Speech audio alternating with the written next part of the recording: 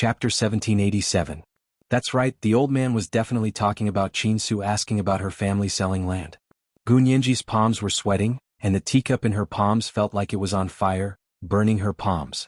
Gu Nianji quietly placed the teacup on the coffee table in front of her and sighed softly. That's such a pity. This was also fate. Why couldn't they wait for another 6 months? Yeah, it's all fate. The old man nodded with emotion.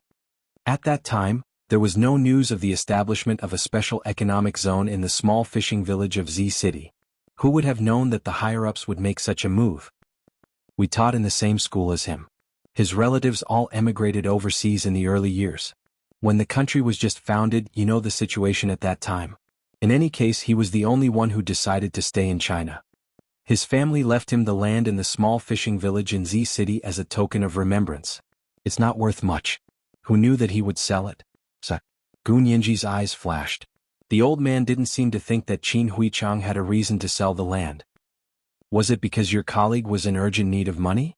Gu Nianji thought about what was written on the official website of the Qin Corporation's private hospital. It said that the founder of the hospital, Qin Beoi, had paid 30% more than the market price to buy the land.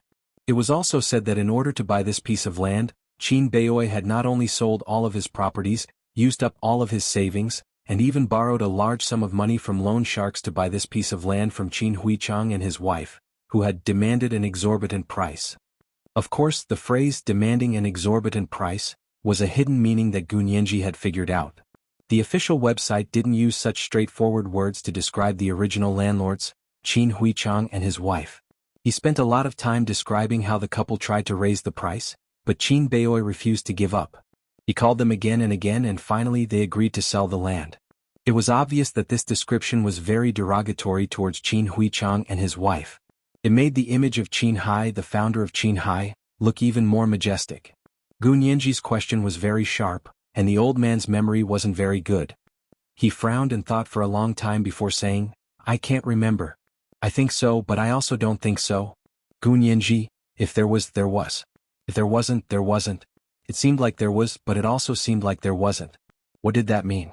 Hua Xiaoheng coughed lightly and said, Can you be more specific? There seemed to be. What was going on? I don't think so. What's the situation? The old man looked at Hua Xiaoheng blankly, then at Gu Nianji. He had a feeling that there was money, but he couldn't remember why. They shouldn't be in urgent need of money. After a while, the old man looked sad and said in a low voice, I'm too old to remember. I couldn't tell what was going on. There was only one girl in their family, and both of them were university professors. They also had their own house, so they should not be short of money. But I vaguely remember that they seemed to be short of money. Gu Nianji was also confused. However, this old man was almost 90 years old. It was completely normal for him to not remember things that happened decades ago. She wanted to try harder and see if she could guide the old man to remember more things, but Hua Xiaoheng stopped her with a look. It's okay. If you can't remember, then don't think about it anymore. We were just curious and asked casually. Hua Xiaoheng quietly changed the topic and pushed the small muffin on the coffee table to the old man to eat. The old man took a small muffin and put it in his mouth to chew slowly. He no longer had any teeth and now he had dentures, so the taste was not very obvious. Gu Nianji could only sigh and say, that family was quite pitiful. A family of 3 died in a car accident just like that? The old man finished eating a muffin and wiped his hands with a tissue. He said, Oh, that's not true. Their little girl survived. How old was she at that time?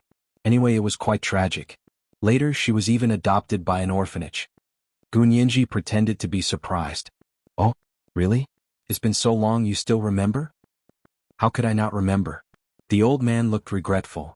I don't remember their family's situation, but I still remember their little girl. She used to be such a cute and lively little girl.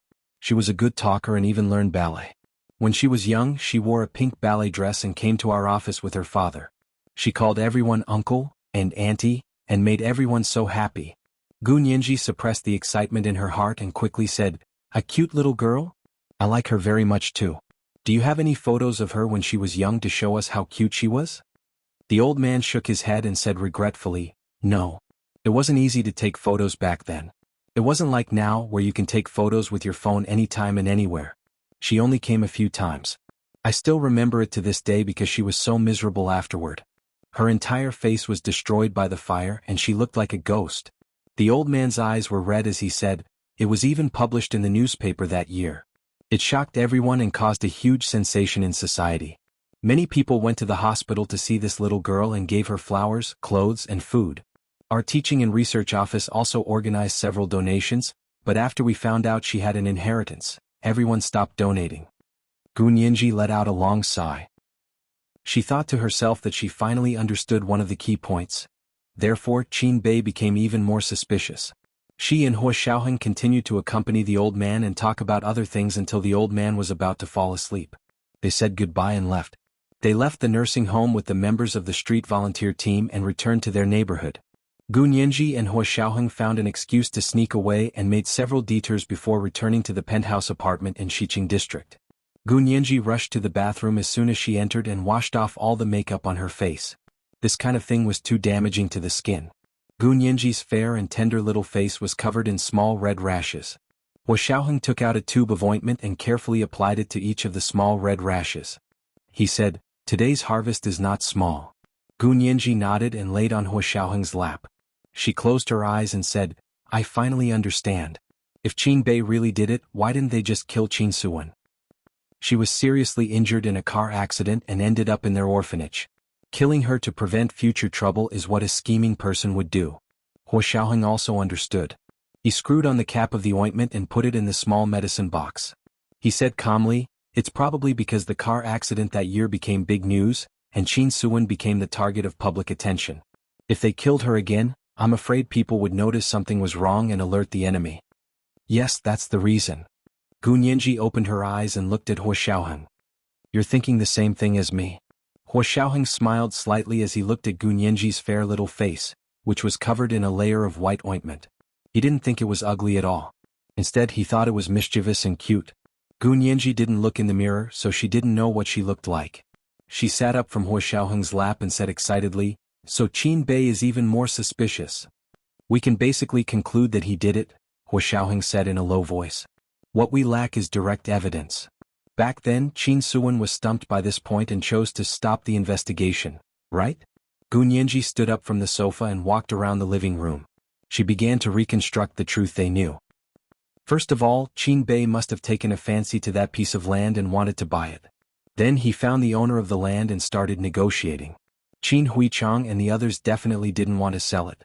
Judging from his colleague today, they didn't lack money, but for some reason they agreed to sell the land. And it wasn't cheap, so I still subjectively think that Qin Huichang and the others must have needed money for something at the time. After selling the land and returning to Sea City, according to the old man's memory, there should have been a car accident soon after. Qin Huichang and his wife died, and Qin Suwen was seriously injured and disfigured. Then she was adopted by an orphanage in Sea City. Then the director of the orphanage in Sea City was exposed to have embezzled the orphan's property and was sent to prison. 5 years later, he committed suicide in prison. The orphanage in Sea City was later purchased by the Qin orphanage. Qin Suwen grew up in the Qin orphanage. It wasn't until she went to university that the young general he mistook her for Qin Yaoguang because of a back view. Gu Nianji paused and asked in confusion, "Why is Qin Suwen's back view similar to Qin Yaoguang's?" Hua Xiaoheng stretched his long legs and sat on the sofa. His entire body happened to be backlit. He rested his elbow on the armrest of the sofa and supported his chin with one hand. He thought deeply and said, "To be able to make He Qingjian admit his mistake, the degree of similarity must be extraordinary." Gu Nianji couldn't think of how similar it was, but she couldn't be bothered to think about it anymore. She said, "I'll ask young Master He when I have the chance in the future." As his son, he would definitely be able to tell how similar they were. Hua Xiaoheng glanced at her and said aloofly, "You treat He Zhichu as your consultant. If there's anything you don't understand, ask him. He's not just a consultant. He's my high advisor." Gu Nianji blinked slyly. Seeing that Hua Xiaoheng didn't like her mentioning He Zhichu, Gu Nianji changed the topic and continued, "Let's go back to the whole land purchase incident. We have some doubts that we need to solve. First, why did Qin Beiyoi suddenly take a fancy to that land? Was it just pure luck?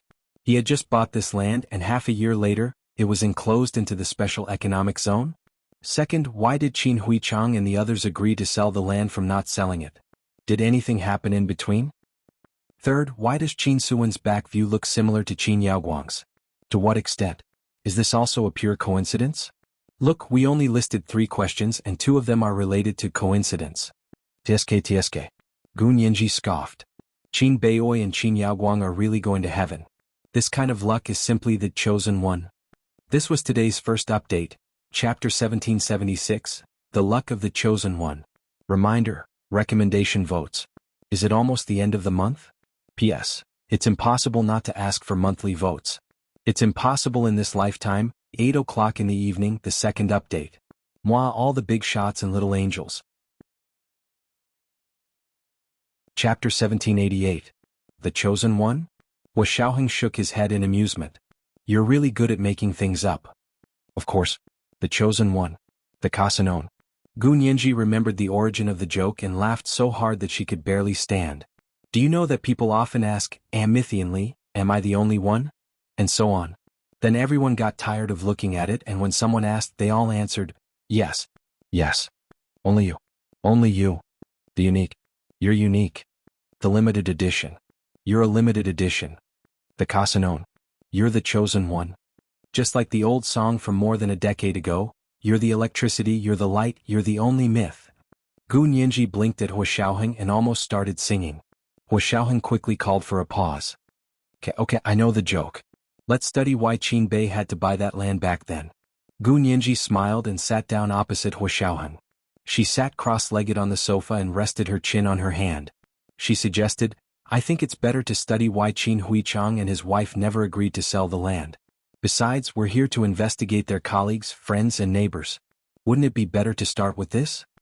Hua Xiaoheng had a hunch that there must be a bigger secret behind why Qin Bei had to buy the land. However, for now, it was more realistic to investigate why Qin Huichang and his wife never agreed to sell the land. He nodded. Okay, we'll continue the investigation tomorrow. Gun Yanji reached out and high-fived him in the air. She smiled and said, Okay, we'll continue the investigation according to the list tomorrow. As she spoke, she turned on her phone again and sent Lu Jin a video invitation. Lu Jin quickly accepted the invitation. This time, Lu Jin was wearing navy blue pajamas. He was sitting on the bed and smiling at her. Hello, Yanji. Gun Yanji made a face. Dad, is it a bad coincidence? Are you going to sleep? I just went to bed. You're going to sleep too. It's late. Lu Jin said and asked, Who's next to you? Is Mr. Peter staying with you tonight? Gun Yanji subconsciously shook her head. No, he went back to his own consulate. Let him stay here with you. Lu Jin seemed to be very reasonable this time. I'm worried about you living alone. Ha! Gun Yanji smiled guiltily and chuckled. Dad, you're the best. She blew 2 kisses to the video call and quickly turned off the video call. Hua Xiaoheng looked at her with a half smile and said, Do I have a clear path? Tiske. What bright path? Can't you see that my dad only treats you as a bodyguard? Gun Yanji made a disdainful expression. She got up from the sofa, stretched and said, I'm sleepy too. I'm going to bed. I don't want to eat dinner. Hua Xiaoheng disagreed and grabbed her. How can you skip dinner? We'll order takeout. There were no ingredients in the fridge, so he couldn't cook. He couldn't let Gun Yanji eat plain rice without any ingredients. Gun Yanji yawned. Then I'll go shower first. While Hua Xiaoheng was ordering food, Gun Yanji went to take a shower and almost fell asleep in the bathtub. After the takeout arrived, Hua Xiaoheng went downstairs to get it. He asked Gun Yanji to eat with him before sending her to bed. He went to the guest room. Because he was worried about Lu Jin's surveillance cameras, Hua Xiaoheng was very well behaved. He didn't contact Lu Yuan, not even text him. The 2 of them had been busy all day and were a little sleepy. They didn't talk all night and had a very comfortable sleep. When they woke up the next day, they began to prepare to visit the second person on their list. This person could be considered as one of the few remaining neighbors. However, she was the only one who was still in the country. The other 2 had gone abroad more than 10 years ago. Back then, Qin Huichang and his wife lived in their own house. They had a small bungalow in the center of Sea City, where every inch of land was worth gold. It was located at the innermost end of the alley. Now, the house was worth tens of millions, but it still couldn't compare to the land they had sold back then. Their neighbor also had a small bungalow like this, and it was very close to each other. However, the neighbor's old man was also very old. He was even older than the old man in the nursing home. He was almost 100 years old. Gun Yanji looked at the list and sighed. Why are they all so old? The young ones weren't even born back then, or even though they were born, they were about the same age as Qin Suwen. They wouldn't know so much about what happened back then, Xiaoheng said as he led Gu Nianji deeper into the alley. The two of them were dressed like regular tourists, wearing sunglasses and sun hats, SLR cameras on their chests, Apple watches on their wrists and under shoes. Under Armour's white sneakers. When the two of them arrived near Qin Huichang's bungalow, they happened to see a recliner in the front yard of the bungalow next door. An old woman with a face full of wrinkles was lying on it with her eyes closed. Another middle-aged woman was taking care of her. Gu Nianji looked at the old man lying on the ground, then looked at the information they had found. She was certain that this was the neighbor who was still alive. It was great that they didn't have to think of ways to run into the house. They could just stay in the yard and pretend that they were asking for directions and chatting casually. Gu Nianji walked over first, raised her camera, and spoke in Chinese with a foreigner's accent. She said stiffly to the middle-aged woman, "Hello, I'm Grace. Would you mind if I take a photo of you? You match this ancient building very well." She pretended to be a Chinese tourist and even had an idea. She gave herself an English name, Grace, at the last minute. The middle-aged woman chuckled and said, "How is this an ancient building? The foreigners don't know what's good for them. This is obviously a modern building." Gu Nianji, this person must be the architect. There was no doubt about it. Gu Nianji pretended that her Chinese didn't work well. She smiled sweetly and said, "Okay, can you let me take a photo?" No. The middle-aged woman didn't show any mercy at all. "You can take pictures of these buildings, but you're not allowed to take pictures of people." Fine, she was a middle-aged woman who cared a lot about her privacy. Gu Nianji had no choice but to nod.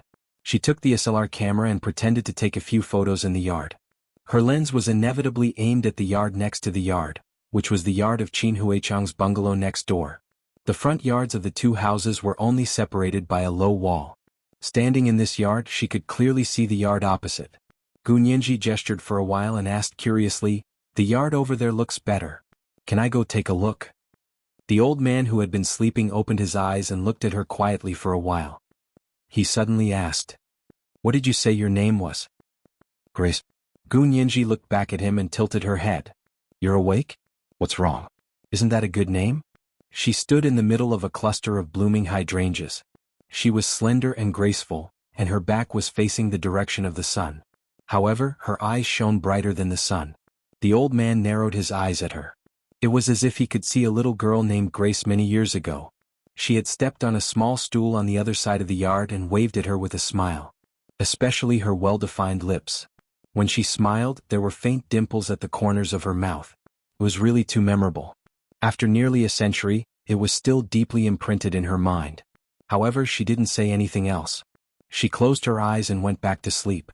Gu Nianji, she looked at the middle-aged woman next to the old man in surprise. "May I ask who this old lady is?" The expression on the middle-aged woman's face softened. She sighed and said, "Please don't mind her. My grandmother has Alzheimer's disease. She can't even recognize us family members." Gu Nianji, "But she was talking to me just now." Gu Nianji raised an eyebrow. "She doesn't look like it. Sometimes she will say something casually but she will forget it after saying it. Please don't mind her." The middle-aged woman tucked the blanket on the old man and gestured for him to leave. This is today's second update, Chapter 1777, Crossing the Clear Road. A reminder for everyone's monthly votes and recommendation votes. P.S. Thank you Digital Book Friend 20170619031021981 for the 10,000 Chidian coins yesterday. Moi everyone little angels. Chapter 1789. No matter how unwilling Gu Nianji was, she couldn't continue interrogating an old woman who had Alzheimer's and was almost 100 years old. She could only nod with a smile and say, "Sorry to disturb you. Can I go to the courtyard next door to take a few photos? I think the courtyard over there is quite well maintained." The middle-aged woman didn't even raise her head as she said indifferently, "The courtyard next door used to belong to the Qin family. It's now under the name of the He family.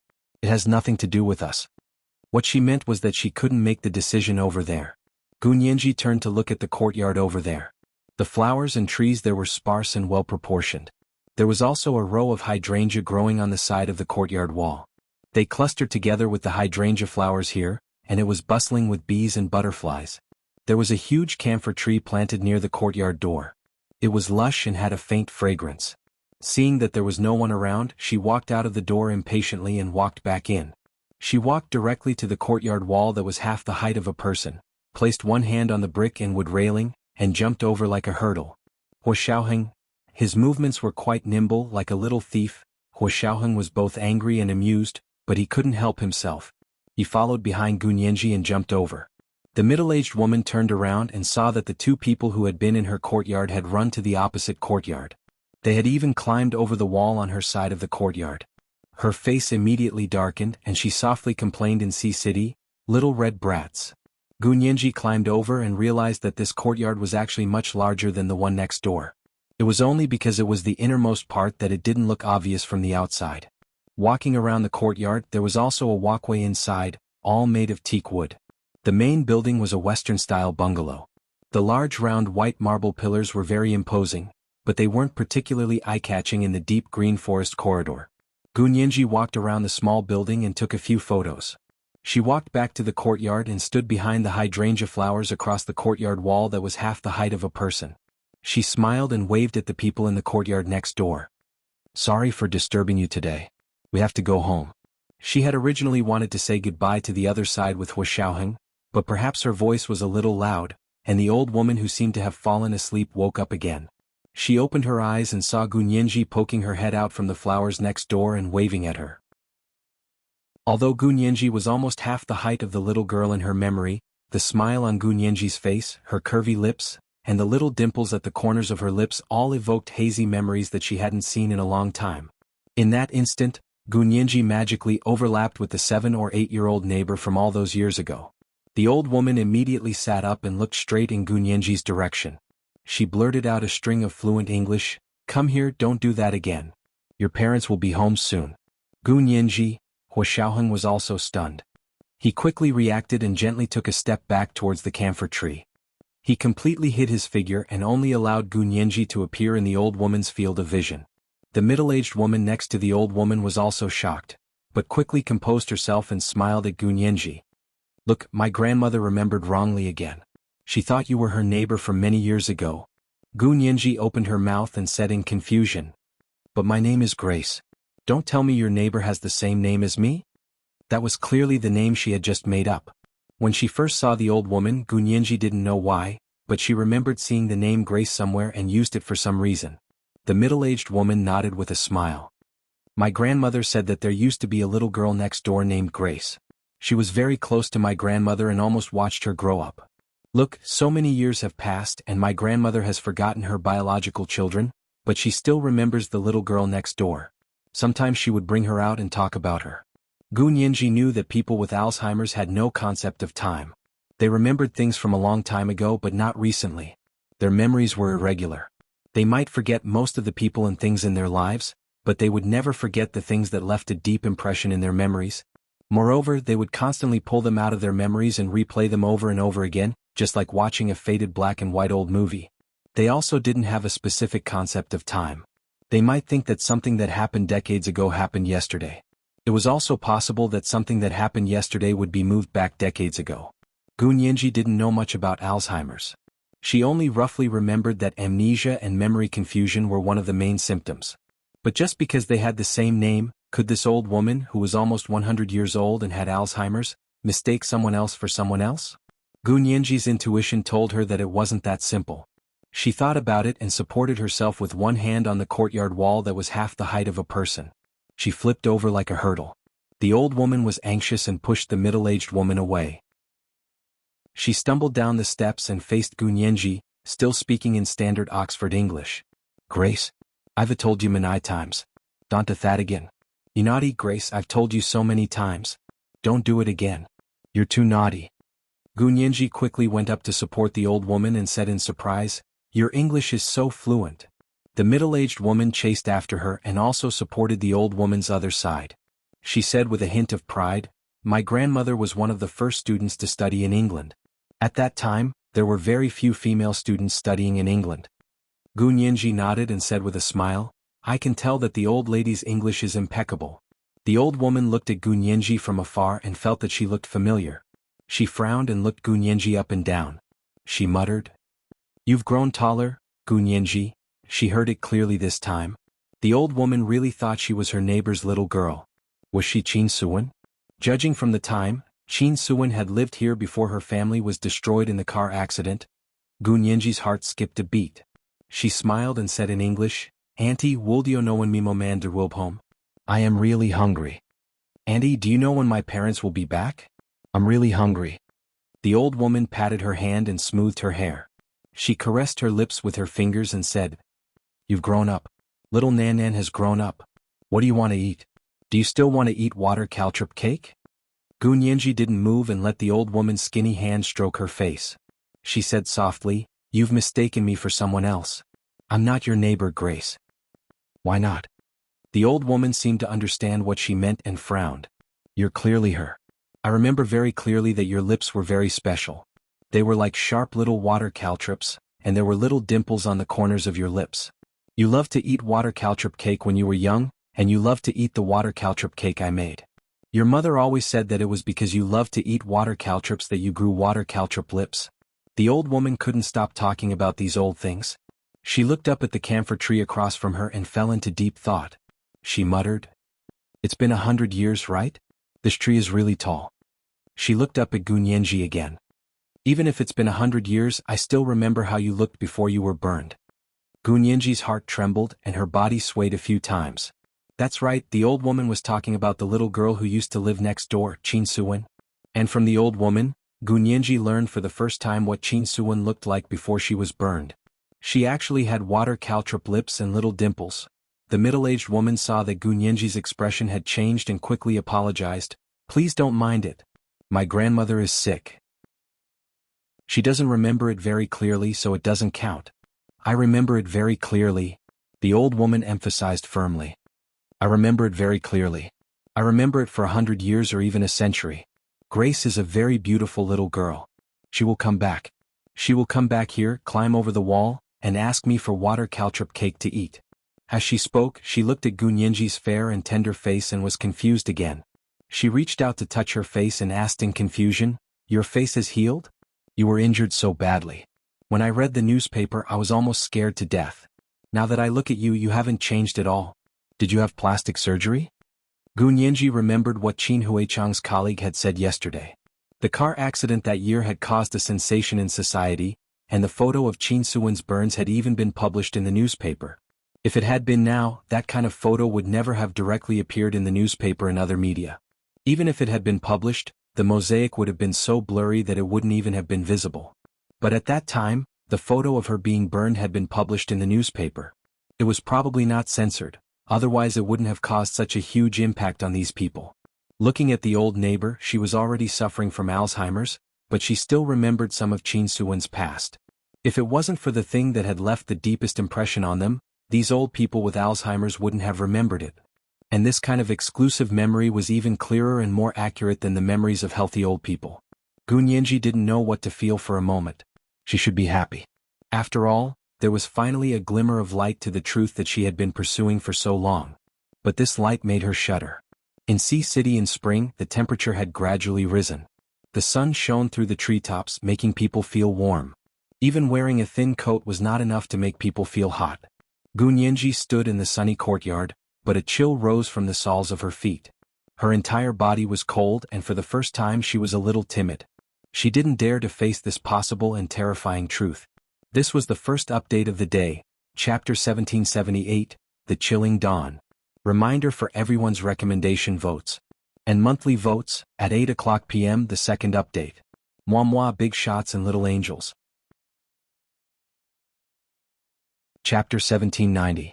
Hua Xiaoheng, who was hiding behind the camphor tree in the opposite courtyard, vaguely heard the old woman's words. "You're clearly her. I remember very clearly that your lips were very special. They were like small, pointed water caltrips, and there were little dimples on the corners of your lips. You loved to eat water caltrip cakes when you were young, and you loved the ones I made the most. Your mother always said that it was because you loved to eat water caltrips that you had water caltrip lips. I remember it very clearly. I remember it for 100 years or even a century. Grace was a very beautiful girl. She'll come back. She'll come back here, climb over the wall, and ask me for water caltrip cakes to eat." Did she think Gu Nianji was the young Qin Suwen? Just like Gu Nianji, Hua Xiaoheng also suddenly thought of a possibility, and he was instantly petrified. If his conjecture was true, it would be too horrifying. Xiaoheng's hands gradually clenched into fists, then suddenly relaxed and calmly put them into his trouser pocket. He calmly walked out from behind the camphor tree and came to the front of the courtyard wall that was half the height of a person. With one hand on the decorative brick and wood wall, he leaped lightly and climbed over the wall. Gun Yanji stood beside the old woman and asked blankly, "Are you sure she looks like me?" "What do you mean look the same? You're her. Is your brain sick as well?" the old woman said as she used her hand to touch Gun Yanji's forehead. Gun Yanji didn't dodge and allowed the old woman's hand to caress her forehead. Her big, manga-like eyes lost their light for the first time. She silently looked at the old woman in front of her who was a head shorter than her. The middle-aged woman beside the old woman quickly said, "My grandmother's words can't be taken seriously. She can't remember clearly."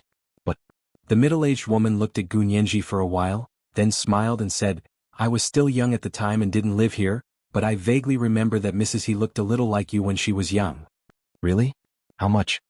Gun Yanji looked over, her voice as calm as possible so that no one would notice that her tumbling thoughts were like a boiling kettle that was about to bubble. "From what I see, your lips are the most similar and your eyes are also quite similar. Mrs. He's eyes were also this big when she was young, but your nose isn't very similar. But to be honest, after so many years I really can't remember clearly. Mrs. He came back more than 30 years ago. At that time she hadn't given birth yet, but when my grandmother saw her, it was as if she didn't know her. I didn't recognize her either. It was only after I heard that she was the daughter-in-law of the famous He family that I knew that she had married so well after coming out of the orphanage." The middle-aged woman sighed and shook her head.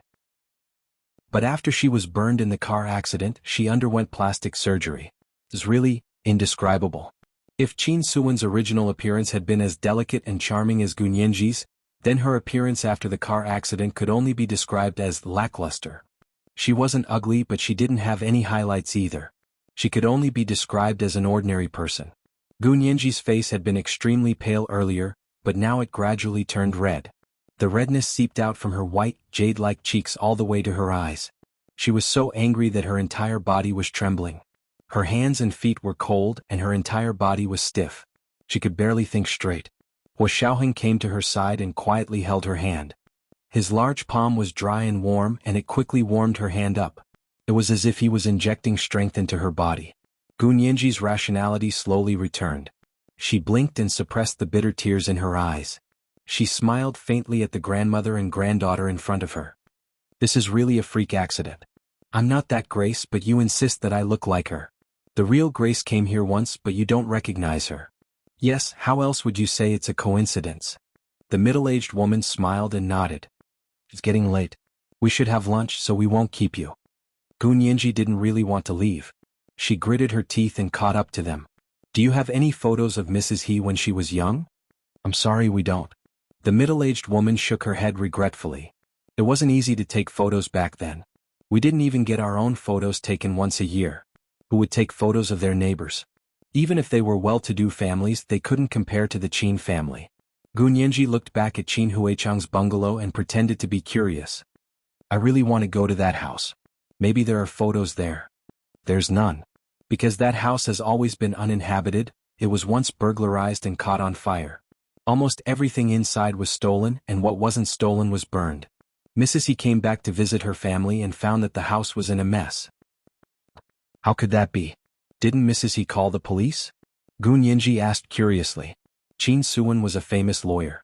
How could she let go of those who stole things and set the house on fire? What's the use of calling the police? By the time she called the police, several years had passed. Where would the police go to catch the thieves? The middle-aged woman helped the old woman into the house.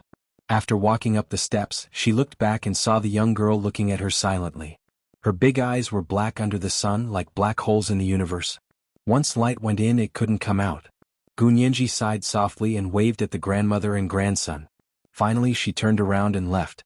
Xiaoheng followed beside her and didn't say anything. He just held her hand firmly. Gun Yanji didn't want to say a word. After getting into the car, she leaned her head against the window and quietly looked at the street view outside the car. The sycamore trees by the side of the road began to grow green leaves, and the mottled trunks still had the smell of winter. She looked at all of this, but it flashed through her mind like a fleeting shadow, leaving no trace. There was only one sentence in her mind. Qin Suwen. Yijichu's mother was very likely her mother too. Hua Xiaoheng was very worried about her. As he drove, he advised, "Don't jump to conclusions too early. Maybe the grandmother and grandson just remembered wrongly." Gu Nianji didn't turn around. She leaned against the window and said aloofly, "Do you still remember the underwater submarine in the other world? Do you remember the first time you saw the bodies of Gu Xiangguan and his wife over there?" Hua Xiaoheng didn't say anything. How could he forget? On the other side, Gu Xiangguan was also an unyielding genius scientist. "I remember what his wife looked like." Hua Xiaoheng paused. "His wife's English name seems to be Grace." Gu Nianji suddenly turned to look at him. "I said I think I've seen the name Grace somewhere before. It was because she looked exactly like Qin Yaoguang that I was extremely shocked when I first saw Qin Yaoguang in this world. At that time, I really thought that Qin Yaoguang was my biological mother. Even if she didn't treat me well and used me as a guinea pig, I never doubted it. Because the Mrs. Gu over there looked like Qin Yaoguang. According to the principle of correspondence, then the Qin Yaoguang over here should be my biological mother." Gu Nianji muttered, "She looked so much like the Mrs. Gu over there. I immediately had the first impression and decided that she was my biological mother. I didn't expect her to have such a trick up her sleeve. She hadn't expected Qin Yaoguang to have undergone plastic surgery. Qin Suwen had also undergone plastic surgery after her face had been disfigured by the car accident. Are these two people going to change their faces?" Gu Nianji exhaled. She was so weak that she couldn't get up. Hua Xiaoheng shook his head. Qin Yaoguang might have used biological plastic surgery to look like Qin Suwen, but Qin Suwen didn't have the typical appearance of the Qin family's daughter. Gu Nianji lowered her eyes and thought about it. She supported her chin with her hand and pursed her lips. That's true. How could they be so stupid? If Qin Suwen had the typical appearance of the Qin family's daughter, wouldn't it be obvious that people would think too much? So Qin Suwen must only look like a passerby. Then do you want to do a DNA test and do a paternity test? Hua Xiaoheng suddenly thought that if Gu Nianji's biological mother was Qin Suwen, then wouldn't he Jichu be her half-brother? This was too ridiculous. Hua Xiaoheng tightened his grip on the steering wheel and asked calmly, "Does your father know about this?" Gu Nianji furrowed her brows. "You probably don't know, right? If he knew, why would he send her to the He family and agree to her engagement to He Jichu?" At this moment, Gu Nianji also came to a realization. If Qin Suwen was really her biological mother, then He Jichu would be her biological brother from a different father. Wangji. She had almost married her own brother. Gu Nianji felt terrible. This was the first update of the day, chapter 1779, I Feel Terrible. A reminder for everyone's recommendation votes. And monthly votes, moi all the big shots and little angels. Chapter 1791. Gu Nianji looked at Hua Xiaoheng in a panic, her dark, manga-like eyes filled with unease and fear. Hua Xiaoheng sighed and reached out to hold her hand. "Don't be afraid. It's not that simple. Go back and ask your father." Gu Nianji nodded repeatedly. She couldn't even wait to return to her apartment. She immediately took out her phone to video call Lu Jin. Lu Jin took a while to pick up. He was wearing a white lab coat and looked like he had just come out of the lab. He smiled at Gu Nianji and said, "Nianji, what's up?" Gu Nianji's heart was pounding. After a while, she finally squeezed out the words, "Dad, who is my biological mother?" Lu Jin didn't seem to have expected her to ask such a question. He paused for a few seconds before saying, "Have you had lunch?" Gu Nianji thought that Lu Jin was deliberately changing the topic and said angrily, "Dad, don't interrupt. I'm not hungry. I don't want lunch. Tell me, who is my biological mother? How can we skip lunch? Your stomach won't be able to handle it. If you don't eat lunch at noon, your blood sugar will also rise. You won't have the energy to work in the afternoon, which is harmful to your health. Let's go eat lunch, I still have experiments to do." The phone rang and Lu Jin's profile picture disappeared.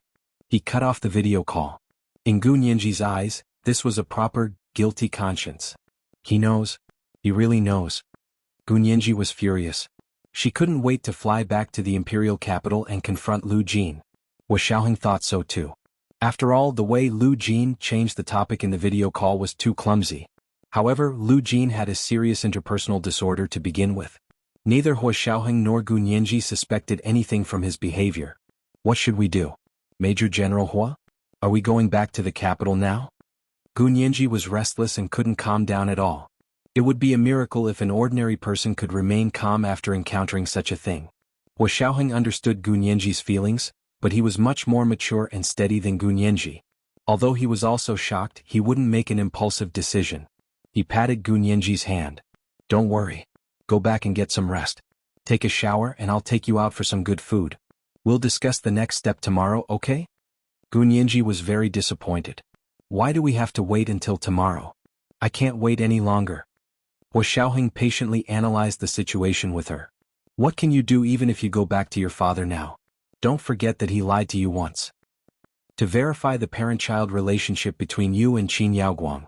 You guys are clearly not biological mother and daughter, but he lied to you and said yes. These words were like a bucket of cold water poured over Gu Nianji's heated mind.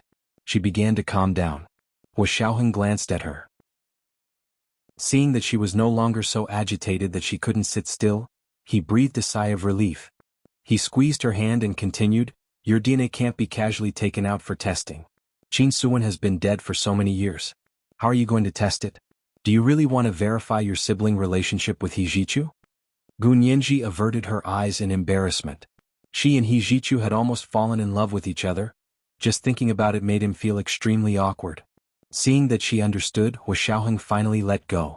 With both hands on the steering wheel, he stepped on the gas and sped towards their apartment in the West District. Hua Xiaoheng's deep voice was magnetic and comforted Gu Nianji's panicked emotions. You'll know once you check the information on DNA testing. With our current level of technology, it's almost impossible to directly verify that you and He Zhichu are half-siblings. Although Hua Xiaoheng wasn't a biological genetic expert, due to his profession, he had seen Qin Lai do many DNA testing experiments to provide evidence for their work. Qin Lai had told him many times about the shortcomings of DNA testing. In other words, this method could achieve a 100% accuracy in verifying that the two were not related by parentage. However, to verify that the two were related by parentage, the probability would never be 100%. You'll know once you check it out.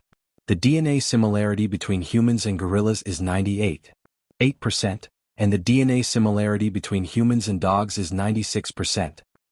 The differences between the genes of different species truly explain what it means to be, the slightest difference makes a huge difference. So you see, how difficult is it to prove that two people are related by blood? It's said that more specialized methods are needed to conduct the test, and they can't give you a 100% answer.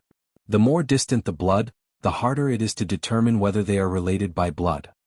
So for now, only direct relatives such as parents and children are legally valid. Siblings were not counted as direct relatives. Gu Nianji listened to Hua Xiaoheng's deep voice in the car, as if it was beside her ears. She listened to him silently before asking in a hoarse voice. Then what should we do? Aren't we going to verify it? There's really no way to directly verify whether young Master He and I are half-siblings.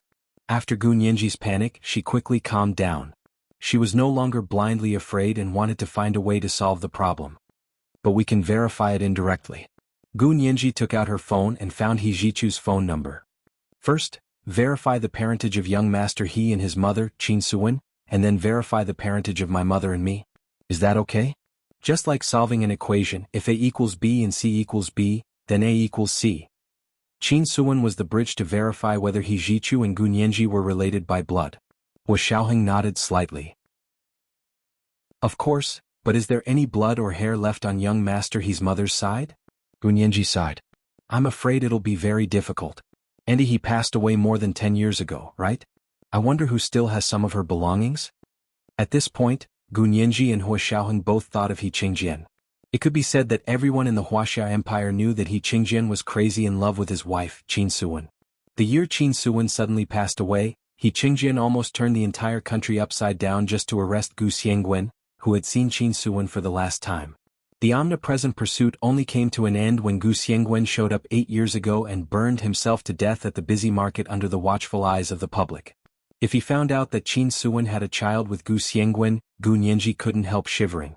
For the first time, she suddenly understood why Lu Jin had avoided talking about this matter. He had even lied to her and said that the annoying Qin Yaoguang was her biological mother. Gu Nianji weighed her hatred for Qin Yaoguang and her fear of He Qingjian. Which one was more important? She couldn't tell the difference. She even felt that it would be better to let Qin Yaoguang wear the hat of her biological mother and not provoke that lunatic He Qingjian. Her back, which had been hit by the heavy sniper rifle, began to ache. She had already completely recovered, but the pain had already been integrated into her memory. It was a psychological pain that couldn't be erased. The last trace of blood on Gu Nianji's face had disappeared completely. Wu Xiaoheng also had a headache. Yi Qingjin was too much of a variable. No wonder Lu Jin would rather lie to Gu Nianji than tell her who her biological mother was. He looked up at Gu Nianji and felt sorry for her. In order to divert Gu Nianji's attention, Wu Xiaoheng quietly changed the topic and said, "But it's strange. If young Master He's mother, Qin Suwen, looked like you when she was young, then when she grew up and saw Qin Yaoguang, didn't she feel anything?" Gu Nianji was slightly taken aback. That was an interesting angle. She pulled down the mirror on the roof of the car and looked at it carefully. "My nose is exactly the same as my father's, and it's also the same as cousin Xie's. They're all the noses of the Gu family." Gu Nianji tapped her straight and exquisite nose with her hand, then slid her fingers to her mouth and poked two dimples. According to what the two neighbors said just now and Qin Yaoguang's appearance after plastic surgery, it proves that my mouth, dimples, and eyes should look like my biological mother's. Wu Xiaoheng grunted. "Your lips are very unique. Qin Yaoguang is very similar to you. First of all, it's her lips that look especially similar when she smiles. But if you look closely when she doesn't smile, Qin Yaoguang's eyes aren't as big as yours." Gu Nianji raised her eyelids and widened her eyes. She carefully observed her appearance in the mirror and smiled. "Do you know why? Because the eyes can't be modified. Normally, opening the corners of the eyes and the ends of the eyes only lengthens the length of the eyes. It doesn't expand the depth of the eyes, which is also the width of the eyes. And whether the eyes are really big or not depends on the size of the pupils and the width of the upper and lower eyes.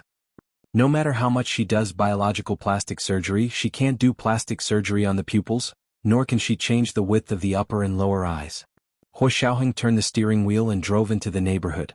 He said, "You're right, but you still can't explain why Qin Suwen didn't recognize Qin Yaoguang's appearance." Gu Nianji's mind worked very quickly. She clasped her hands and said, "Yes, but she just didn't recognize it, so there's only one reason." "What reason?" She forgot. Gu Nianji turned to look at Wu Xiaoheng and pointed at her head. "Maybe she's like me and forgot what happened before the car accident."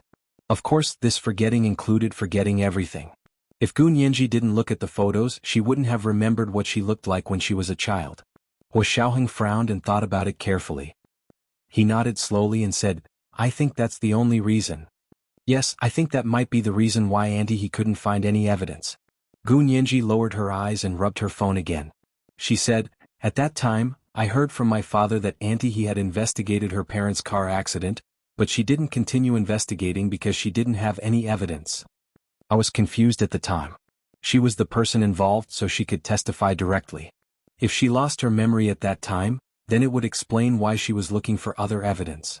Wu Xiaoheng immediately said, "But I remember your father also saying that Qin Suwen personally testified to the police after the car accident that her parents were drunk driving." This was the first update of the day, Chapter 1780, Choosing the Lesser of Two Evils. A reminder for everyone's recommendation votes. It was the end of the month. Everyone hand over your monthly votes, at 8 p.m. the second update. Moi all the big shots and little angels. Chapter 1792. Gu Nianji was taken aback by the question. She frowned and thought about it for a while, but she still didn't understand. Auntie he said that her parents were drunk driving after the car accident. Did she recover from her injuries? Gu Nianji asked in confusion. How could she answer the police's questions with such serious injuries? Wu Xiaoheng smirked. Good question. I've been thinking about this too. Unfortunately, there were no recording devices in that era, and there were no recording devices in the car. After so long, it's really not easy to find the truth. Gu Nianji shook her head emotionally. Was this one of the reasons why Auntie he gave up in the end? Although the whole case is suspicious, firstly she doesn't have any direct evidence and secondly she doesn't remember. Wu Xiaoheng couldn't help but laugh as he pulled out the car key. You've already confirmed that she lost her memory. What if she didn't? Get out of the car, have a good rest, and we'll decide tomorrow. Wu Xiaoheng got out of the car first and went around to Gu Nianji's side to open the door for her. When Gu Nianji got out of the car, she was still thinking about it and couldn't stop thinking about it. In the bustling metropolis, Lu Jin, who had just come out of the hotel, received an automatic message from his computer. Every time Gu Nianji contacted the other side, the computer would send him the contents of the contact so that he could be prepared. He turned on his phone and opened the video recorded on his computer. Gu Nianji's face appeared on his phone screen. Lu Jin couldn't help smiling. Gu Nianji blurted out, "Dad, who is my biological mother?" Lu Jin's smile froze on his lips. "Why are you suddenly asking this question? Could it be that they had found something when they went to Sea City to investigate Qin Huichang's family?" Lu Jin looked at his phone in disbelief. Back then, Qin Suwen had gone there to investigate, but she hadn't found anything in the end, so Lu Jin hadn't expected Gu Nianji to find anything. Could it be that he was wrong? The student has surpassed the master? In the video call, because his artificial intelligence couldn't find the right topic to answer, he could only use the preset eating program to answer. After Gu Nianji heard it, she became very angry. "Dad, don't interrupt. I'm not hungry. I don't want lunch. Tell me, who is my biological mother?" Judging from her expression, it seemed like she had really discovered something incredible. Lu Jin's face turned suspiciously red. His fingers trembled as he shyly turned off the video call. However, his smart computer had the same idea as him and quickly cut off the video call. Lu Jin heaved a sigh of relief, but the guilt in his heart made him not dare to think further. He was a filthy person. After doing such a thing, Suwon would never forgive him. His daughter would never forgive him either. Lu Jin raised his head and looked at the towering building opposite him. He gripped his phone tightly in his hand. He was too ashamed to see Gu Nianji. If he could get rid of the people here, he would feel less guilty. Gu Nianji returned to the apartment with a solemn expression. She didn't chatter like before. Instead, she went to the bathroom in silence and came out to eat in silence. Hua Xiaoheng had wanted to take her out to eat, but seeing that she was depressed, he didn't want to go out. He called a hotel that specialized in Spanish cuisine and ordered takeout. On the dining table was Gu Nianji's favorite seafood fried rice. Although it wasn't made by Hua Xiaoheng, it was still very authentic for the hotel. The appearance of this fried rice was very good, and the ingredients were very particular. It could be said that the quality of this fried rice didn't lie in the chef's skills, but in the ingredients. If the ingredients were good, it would be better than ordinary ingredients. The plate of Spanish seafood fried rice in front of her was made of top-notch ingredients. The snow-white, round Spanish bahia rice, after being wrapped in saffron seasoning, was as yellow as a fried egg. It whetted one's appetite at first sight. There were also black clams, red prawns, green peppers, and squid tentacles that were almost transparent. They were embellished with grains of yellow, round, and fat fried rice. It was full of heat, like a passionate Spanish girl inviting you to taste them. Because Gu Nianji didn't eat onions, Hua Xiaoheng had specially instructed the hotel staff not to add onions. However, if this kind of Spanish seafood fried rice didn't add onions, the taste would be different. Therefore, under Hua Xiaoheng's instructions, the hotel chef replaced the whole onion with a seasoning made of onion powder and nutmeg. Not only did it taste good, but it was also better than only using a large piece of onion. Gu Nianji took a bite with the spoon and paused. She looked up at Hua Xiaoheng and said in surprise, "You made this?" Only Hua Xiaoheng could make the authentic taste of Spanish seafood fried rice without onions. Hua Xiaoheng shook his head with a smile. "I ordered takeout, but I shared a little of my exclusive secret recipe with the hotel chef."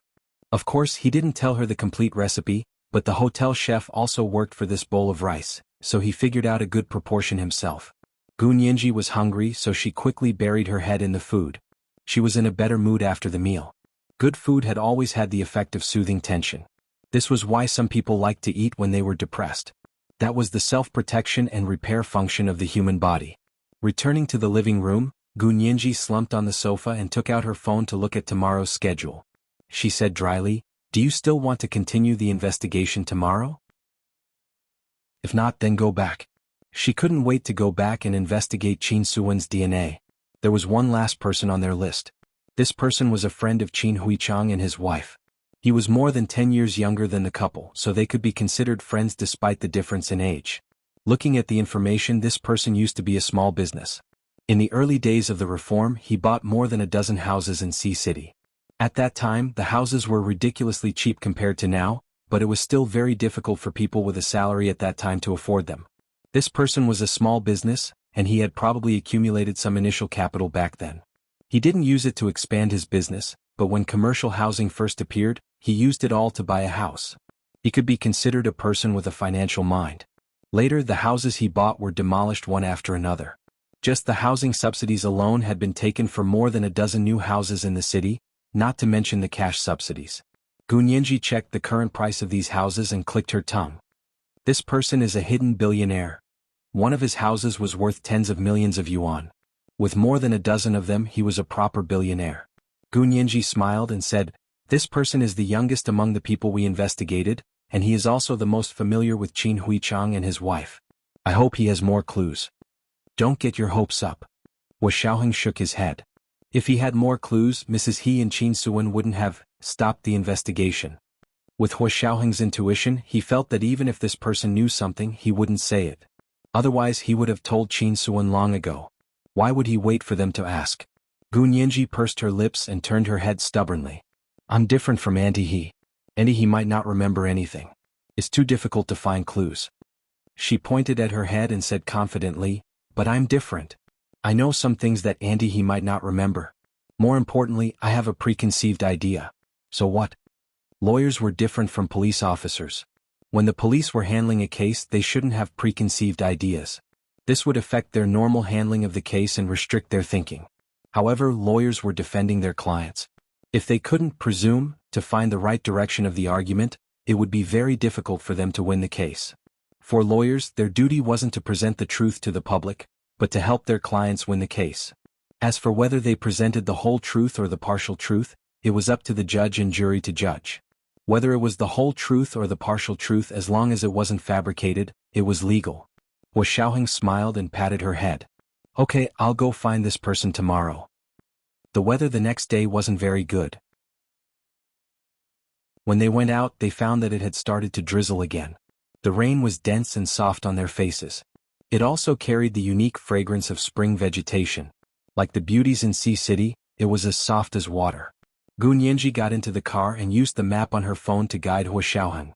More than 10 minutes later, they stopped in front of a Chinese-style courtyard. Gu Nianji looked at the antique Chinese-style courtyard and clicked her tongue. "It's too extravagant. To have such a house in this place, it's even more valuable than the Qin family's bungalow." This is the second update of the day, Chapter 1781, Preconceived Ideas. A reminder for everyone's recommendation votes. It's the end of the month. Everyone hand over your monthly votes, moi, everyone little angels. Chapter 1793. The Chinese-style courtyard was close to a green space in the city center. The front yard was a wide lawn, and a walkway was built around the wall. The white walls and black tiles extended all the way to the private garden in the backyard. There was a row of evergreen camphor trees planted around it, and the rolled-up rooftop was hidden under the green trees. It looked like a mountain range and visually expanded the size of the courtyard. Gu Nianji had only glanced at it casually, but she already felt it was extraordinary. This kind of Chinese-style courtyard took up a lot of space, and there was a wide courtyard in the city center. Gu Nianji pouted and whispered, "This can be a museum, right? Which powerless person would dare to live in such a place with such a large area?" At this point, money alone couldn't buy a house like this. Wu Xiaoheng narrowed his eyes and looked it over. He had the same question but didn't mutter it like Gu Nianji. The two of them came here to explore the way today, and they were dressed differently. They weren't dressed like ordinary tourists like yesterday. Today, the two of them were dressed especially fashionably, and they were especially cultured, the kind of fashion worn by freelance artists in Brooklyn, New York. They both wore large sunglasses, and their hair was deliberately messy, but it wasn't really messy. It was carefully styled with hair gel. There was order in the mess, and only arrogance could be seen. He was wearing a Panama hat, a black suede vest, and Harlem pants. He looked like an overseas Chinese who had just returned from New York. They raised the SLR camera in their hands and kept taking pictures of the courtyard, constantly making very exaggerated tones and poses. "Oh my God. My God. This is so beautiful. It's so beautiful. Fabulous. Beautiful beyond belief." They had just taken 2 pictures at the door when a young girl dressed as a nanny in a white shirt and black pants walked out of the Chinese-style house. She walked along the small gray gravel path on the front lawn. Standing in front of the wooden fence at the door, she smiled and asked, "What are you two doing?" Gu Nianji quickly put away the camera and gave her a thumbs up in Chinese with a strong foreign accent. "It's so beautiful. It's so great."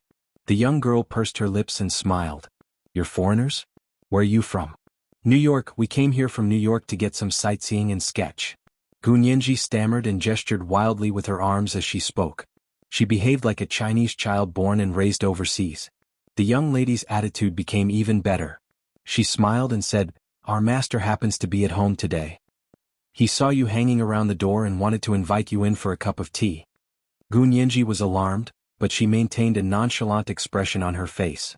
She smiled and said, "No, I won't disturb you anymore.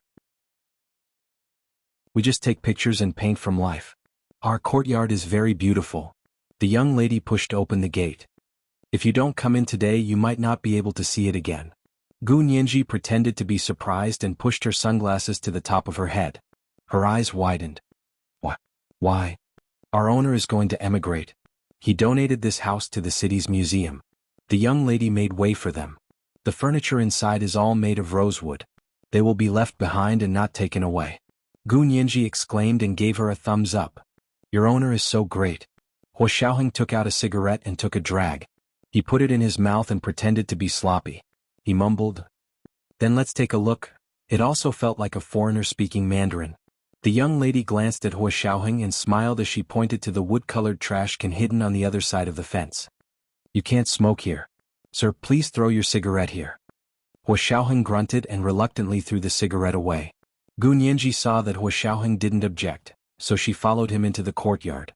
The young lady gently closed the door behind them and led them to the main house. The steps at the door were made of stone. She couldn't tell what material it was made of, but the placement of the pieces was well proportioned and had a quaint charm. It looked like the owner of the house was someone who liked traditional culture. Gun Yanji muttered as she walked in. "Here they are, sir," said the young girl, halting in front of him and bowing respectfully at the waist. Gun Yanji couldn't help but roll her eyes. What day and age was it?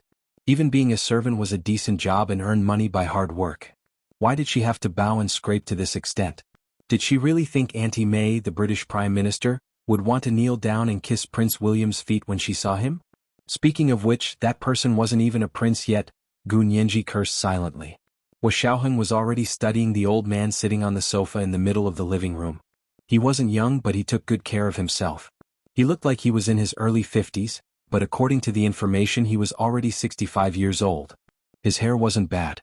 It was only slightly gray and not dyed black.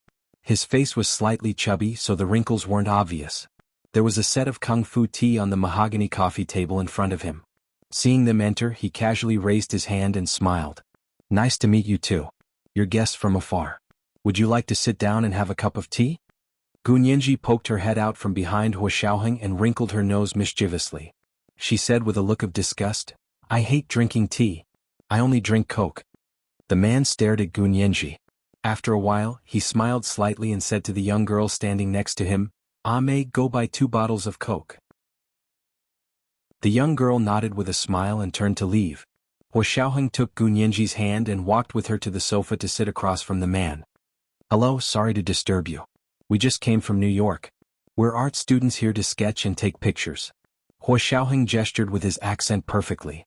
As a former field officer stationed abroad, Hua Xiaoheng's disguise skills were superb. Gun Yanji didn't want to cause trouble for him, so she spoke as little as possible. It's okay. The man smiled. The wrinkles at the corners of his eyes appeared at this moment, and he looked a little weathered.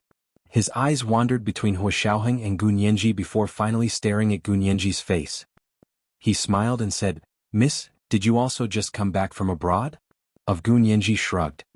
"It's cleaner here than in New York. I like it here very much." Hearing Gun Yanji say this, the man laughed loudly and slightly dispelled some of his doubts. Only someone who had actually lived in New York for a while could say that Sea City was cleaner than New York. The man poured himself a small cup of kung fu tea and held it in his hand. He took a deep breath of the hot air and smelled it. Then he blew on it and took a sip. He closed his eyes and savored the taste of the tea. Gun Yanji resisted looking at Hua Xiaoheng and only curiously looked at the furniture in the room. The young lady had said it was all rosewood, but Gun Yanji actually didn't know much about wood. She looked around and thought the room was quite dark. There was an older cabinet in the corner with complicated carvings. It looked like the craftsmanship was exquisite, but Gun Yanji didn't like the dark color scheme. To be honest, if no one lived here, it would be a museum of ancient furniture. The man finished his cup of tea and opened his eyes to see Gun Yanji turning her head to look around. Her large eyes exuded an almost ignorant innocence. She was like a child from a wealthy family who didn't understand the suffering of the world. Gun Yanji had also changed her makeup today. She wore dark blue contact lenses to make her eyes look blue. Her hair was dyed a light color, and her nose was tall and straight. She looked like a mixed-blood Chinese, although her lips were still very obvious. However, there were many people with lips like that. Lips alone didn't mean anything. The man looked away and smiled as he told them about New York. I just came back from New York last year. It's a good place. I have an apartment in New York Central Park. You can see the green space in the park from the window. The scenery is pretty good. Gu Nianji suddenly pretended to be even more shocked. You're in Central Park? There's an apartment in Central Park. You must be very rich. The apartments there are too expensive. I'm old and I just want to find a good place to spend my remaining years. What does it matter if it's expensive? Money is meant to be spent anyway. I don't have any descendants. I didn't bring them with me when I was born, and I won't take them with me when I die. When I'm done spending it, I'll give it back to society. The man said as he looked at Gu Nianji with a smile. Miss, you're American? What do your parents do? Gu Nianji nodded. My father is an elementary school teacher and my mother is a housewife. They don't have much money, so I have to work to pay for school.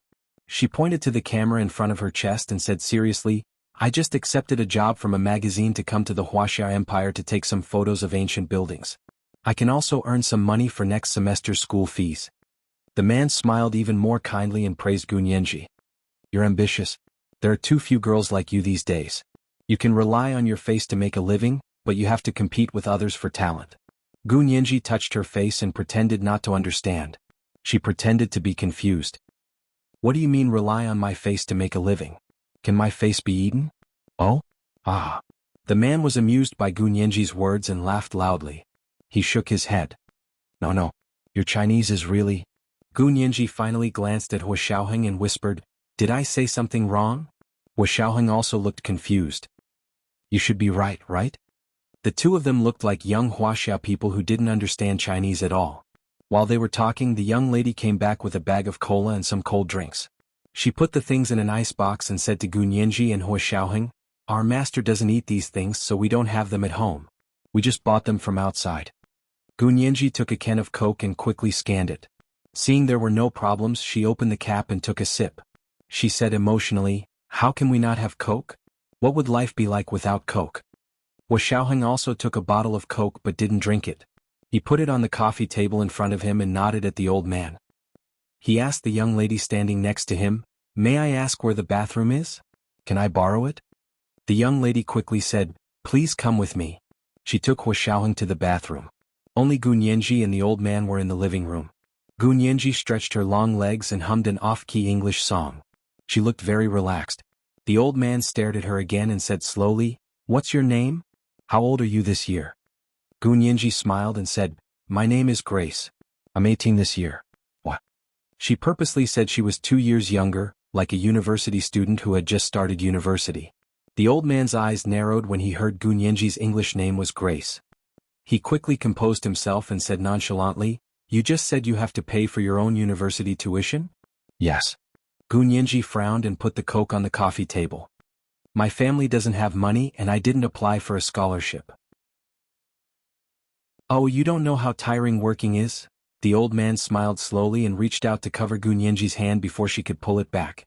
He said, You can find someone to pay for you? I did, but I couldn't find anyone. Gu Nianji pulled her hand back without batting an eyelid. She smiled mischievously. How can there be such a good thing? Who would pay for my tuition for no reason? This is the first chapter of the day, chapter 1782, Relying on Your Looks to Make a Living. A reminder for everyone's recommendation votes. It's the end of the month. Everyone please hand over your monthly votes, at 8 p.m. the second chapter. Moi everyone little angels. Chapter 1794. How could that be? The old man narrowed his eyes at Gu Nianji. His gaze lingered on her curvy lips as he said, Since you're from New York, there's no way you don't know that the college girls there love to look for sugar. Daddy, right? Gu Nianji was instantly furious. This was an insult to her.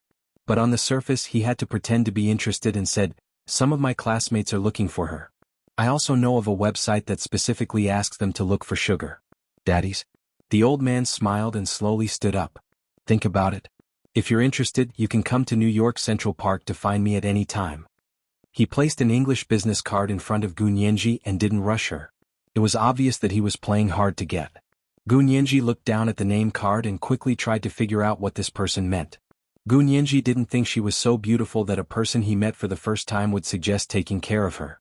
However, this person didn't seem like he was joking. Gu Nianji reached out and picked up the business card. She looked up and smiled. "I'll think about it." Her beauty was originally dynamic and delicate.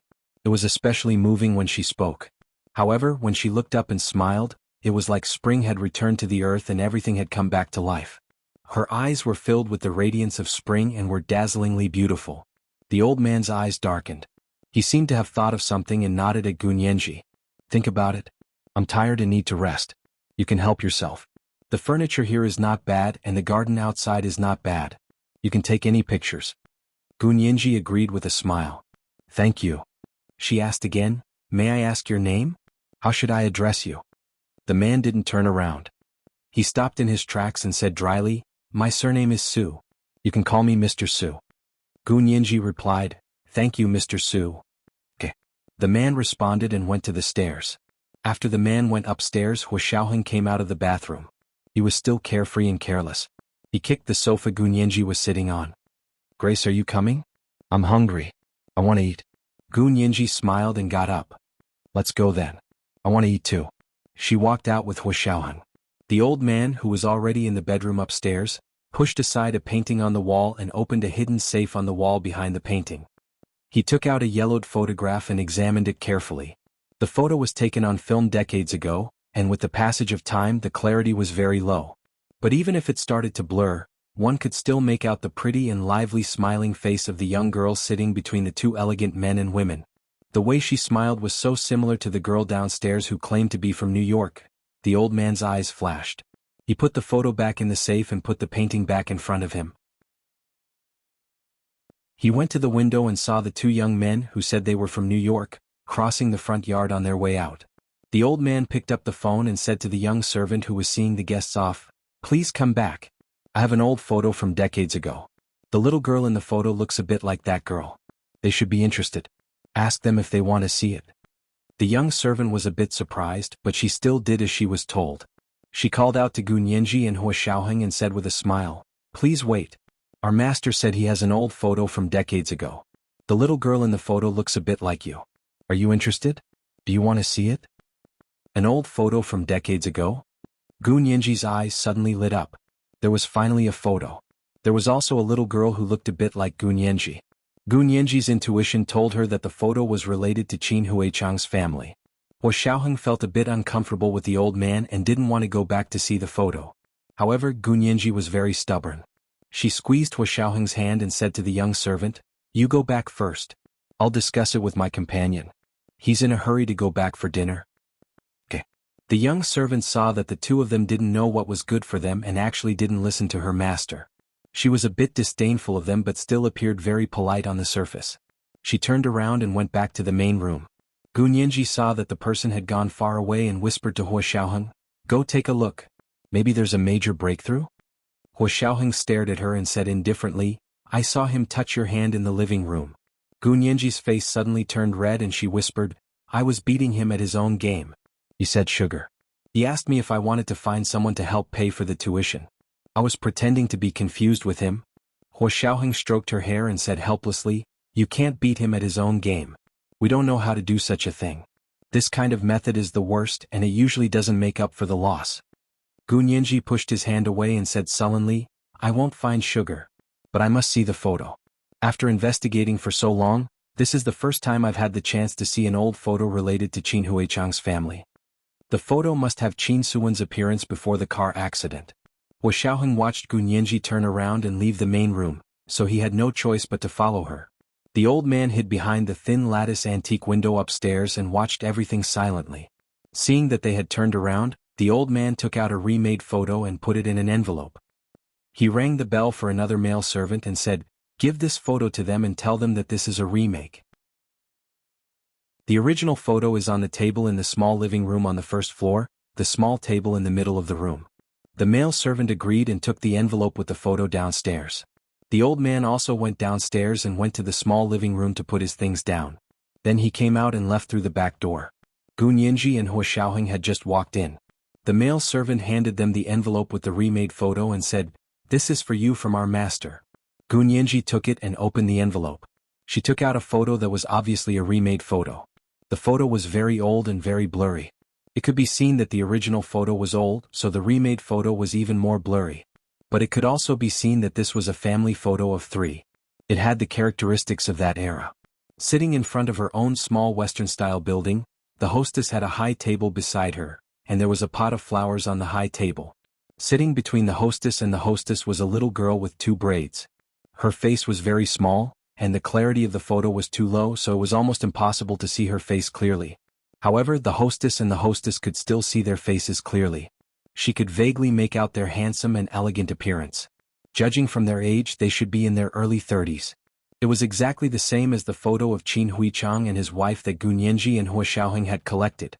They had found the photo from the university information of Qin Huichang and his wife when they had entered the workforce, but it was a 1-inch square registration photo. Gunyenji was excited and quickly asked, "Do you have the original photo? This seems to be a remake, right?" The male servant was very impressed with his master's ingenuity and quickly said, "Yes, it's in the room over there. Our master treasures this photo very much, so the original can't be shown to just anyone." Gunyenji nodded in understanding and quickly walked over. Hua Xiaoheng's emotions were very complicated. He hadn't expected this old man to really have an old photo of Qin Huichang's family. What did this mean? This meant that this person's relationship with Qin Huichang's family wasn't ordinary. Compared to the two colleagues and neighbors in front of him, he should know more. However, Hua Xiaoheng instinctively didn't like that person's behavior.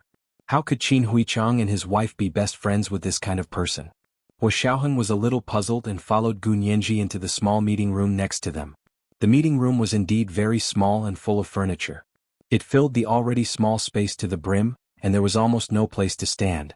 There were antique curtains hanging in front of the window, and antique palace lanterns hung at the four corners of the roof. There was no natural light shining in the room, and the palace lanterns were dim, illuminating everything in the room. It was as if she had walked into the dust of history. Gunyenji looked straight ahead and went straight to the small table in the middle of the small meeting room. There was a doll standing on the table.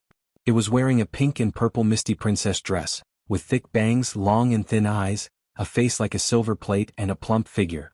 It looked like a little girl walking out of an ancient painting. It was not a common Western doll, but a doll with ancient characteristics of the empire. There was also an envelope in front of the doll, exactly the same as the one the male servant had brought. The original film must be inside. Gunyenji's heart pounded. She had seen that doll before. It was almost identical to the doll she was hugging in the photo on her 11th birthday. Later, Hua Xiaoheng and the others made a batch of replicas based on the doll in the photo, intending to comfort the 12-year-old Gunyenji's frightened emotions. Gunyenji had always liked these dolls. They used to be the best memories of her youth because she thought they represented her forgotten childhood. Later, she discovered that the doll's facial features and demeanor were somewhat similar to Wen Shuyi's, so she didn't like them anymore.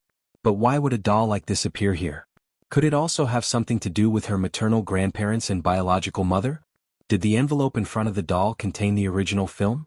She was finally going to see her mother's childhood photo. Hua Xiaoheng followed her in and quickly glanced around. Suddenly his gaze froze and he stood still. He was about to tell Gunyenji not to move, but Gunyenji was so excited that she had already reached out for the envelope in front of the doll on the table. The envelope was actually stuck together with the doll.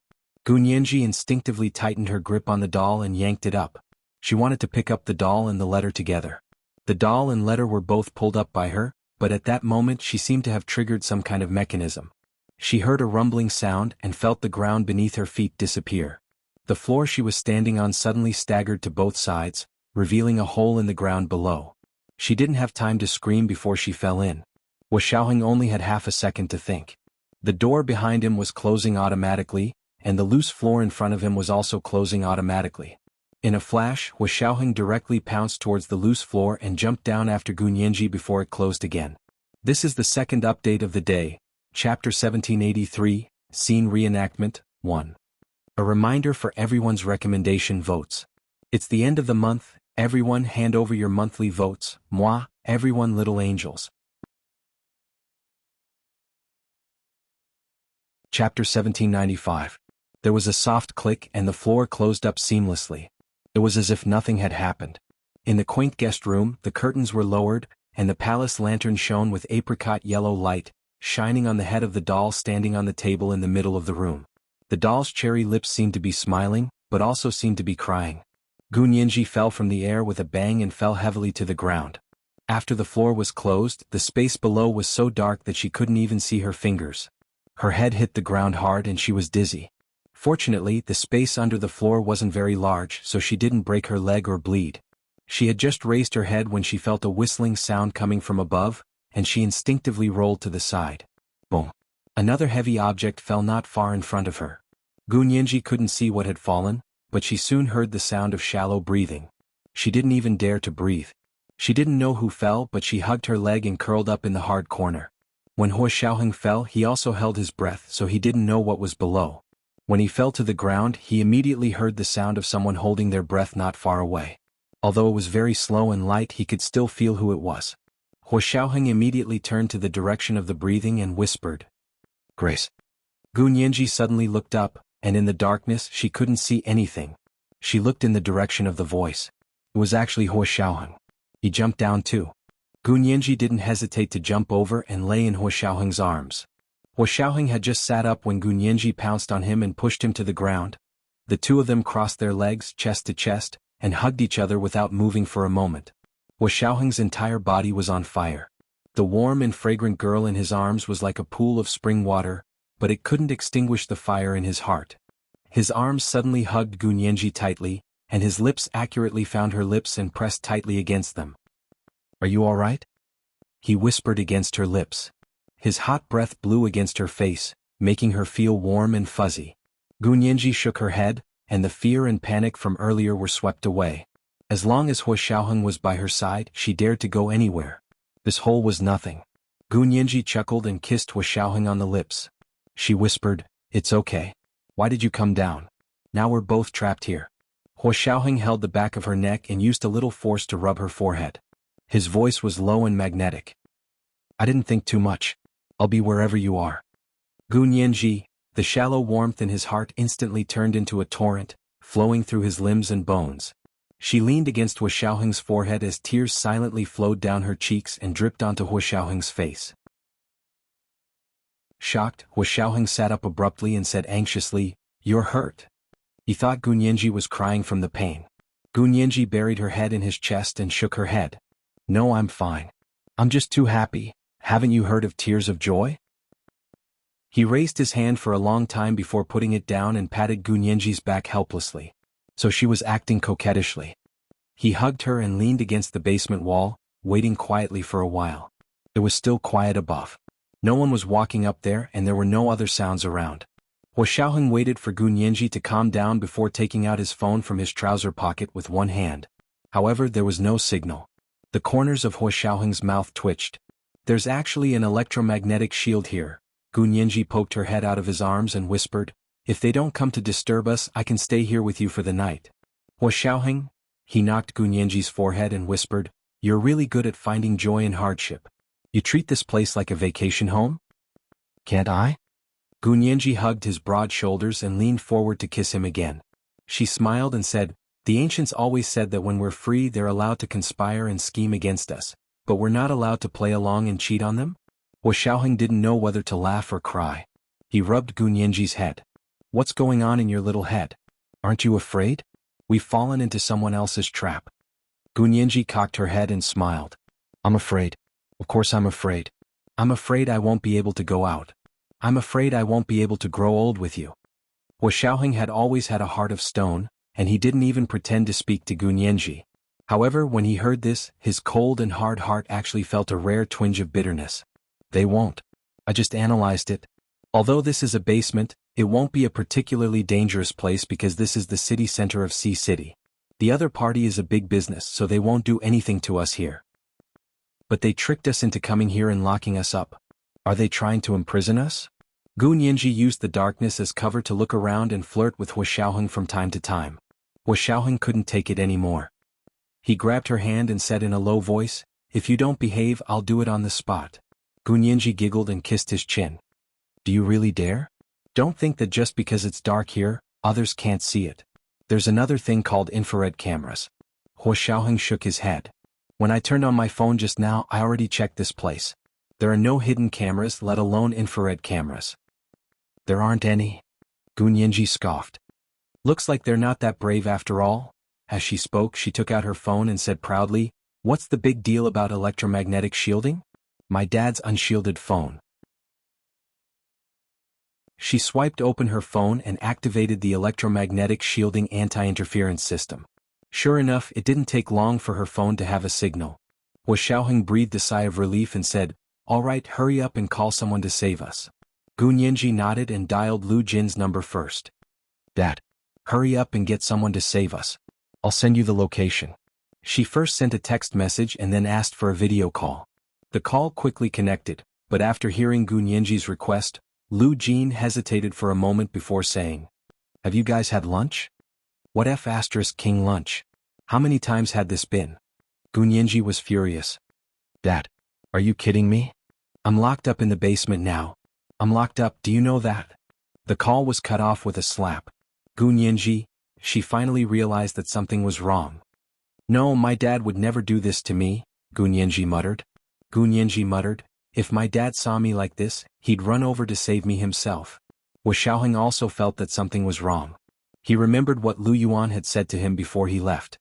His heart sank and he said, "Oh no, your dad might have left the capital a long time ago."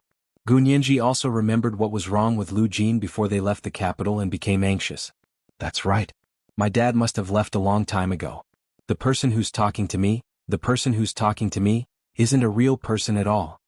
Hua Xiaoheng also nodded. "It should be a holographic image of him, just like Gu Xiangwen over there in the submarine." Gun Yanji was in tears. Those are his last words. You can't use that analogy. She had been lazy and didn't want to go out immediately. After investigating for so long, she had finally made a breakthrough. She didn't care even if she had been schemed against. How could she catch a tiger cub without entering the tiger's den? Coupled with the fact that Hua Xiaoheng was by her side, she was even more lawless and daring. But now that she realized that something might have happened to Lu Jin, or that he was going to cause trouble, she couldn't stay any longer. Gun Yanji supported herself against the wall and stood up. She looked at the basement with the light from her phone screen. The place wasn't big, only about 4 or 5 square meters. It was surrounded by gray cement walls and a layer of plastic flooring to keep out the moisture. The top of his head wasn't high either, at most 2 meters. Hua Xiaoheng was 1.88 meters tall, and his head was about to touch the ceiling when he stood up a little. No wonder they only felt a little pain when they fell, but they weren't really injured. "What should we do? It seems like there's no way to get out other than the movable floor above our heads," Gun Yanji said in confusion. "What are they doing? Are they just going to leave us here and starve us to death?" Hua Xiaoheng didn't say anything. He stood up as well and reached above his head to reach the place where they had fallen. He pressed down inch by inch. Gun Yanji mumbled and paced around, unable to calm down for a moment. She wished she could grow wings and fly out. Hua Xiaoheng took out the tools commonly used by field personnel from his trouser pocket and began to drill holes in the floor above his head. Gun Yanji looked up at him without any worry as she watched him work. She wished she could hang on to his strong arm. Hua Xiaoheng focused on drilling holes and suddenly felt his chest tighten. He looked down at Gun Yanji and asked, "Is there something wrong with your breathing?" Gun Yanji took 2 deep breaths. "No? What's wrong?" Hua Xiaoheng felt that his chest tightness was getting worse. He endured the discomfort and increased his strength as he drilled the hole. Fortunately, the house was made of wood, and the floor above his head was also made of solid wood. Although it was very hard teak, it was not worth mentioning for the various small tools that field personnel carried with them. It just took time because the floor was too thick. Gun Yanji focused on watching Hua Xiaoheng drill holes and held up her phone to illuminate for him. Gradually, she noticed that Hua Xiaoheng's face was getting paler and paler. Large beads of sweat appeared on his forehead, and his arms were trembling slightly as if he could not hold the tools in his hands. However, he still stood there majestically like a mountain, shielding her from the wind and rain, shielding her from all possible dangers and obstacles. Gun Yanji's pupils suddenly contracted. She grabbed Hua Xiaoheng's arm and placed her hand on his pulse to roughly feel it. Hua Xiaoheng's pulse was beating very slowly, and even his heartbeat seemed to have slowed down. By this time, Hua Xiaoheng already knew what was going on here. The space here was especially well sealed. The oxygen supply was insufficient, and there was a lack of oxygen. The floor above his head had not been drilled through, and he was almost at his limit. Gu Nianji suddenly grabbed Hua Xiaoheng's arm. "Stop drilling." She growled and pulled him down. "What's wrong with you?" Hua Xiaoheng looked at her nervous little face and tried hard to say, "It's nothing. It's just a little stuffy." "Stuffy?" Gu Nianji frowned. "You don't think so?" However, Hua Xiaoheng's symptoms were symptoms of a lack of oxygen. Gu Nianji understood that the space here was sealed, so they had stayed inside for a while and used up all the oxygen. Therefore Hua Xiaoheng's chest was stuffy and he could not breathe. She did not have time to think about why she did not have this symptom. She pulled Hua Xiaoheng away and said, "Let me do it." Just as she was about to make a move, footsteps finally came from above her head. Someone was coming.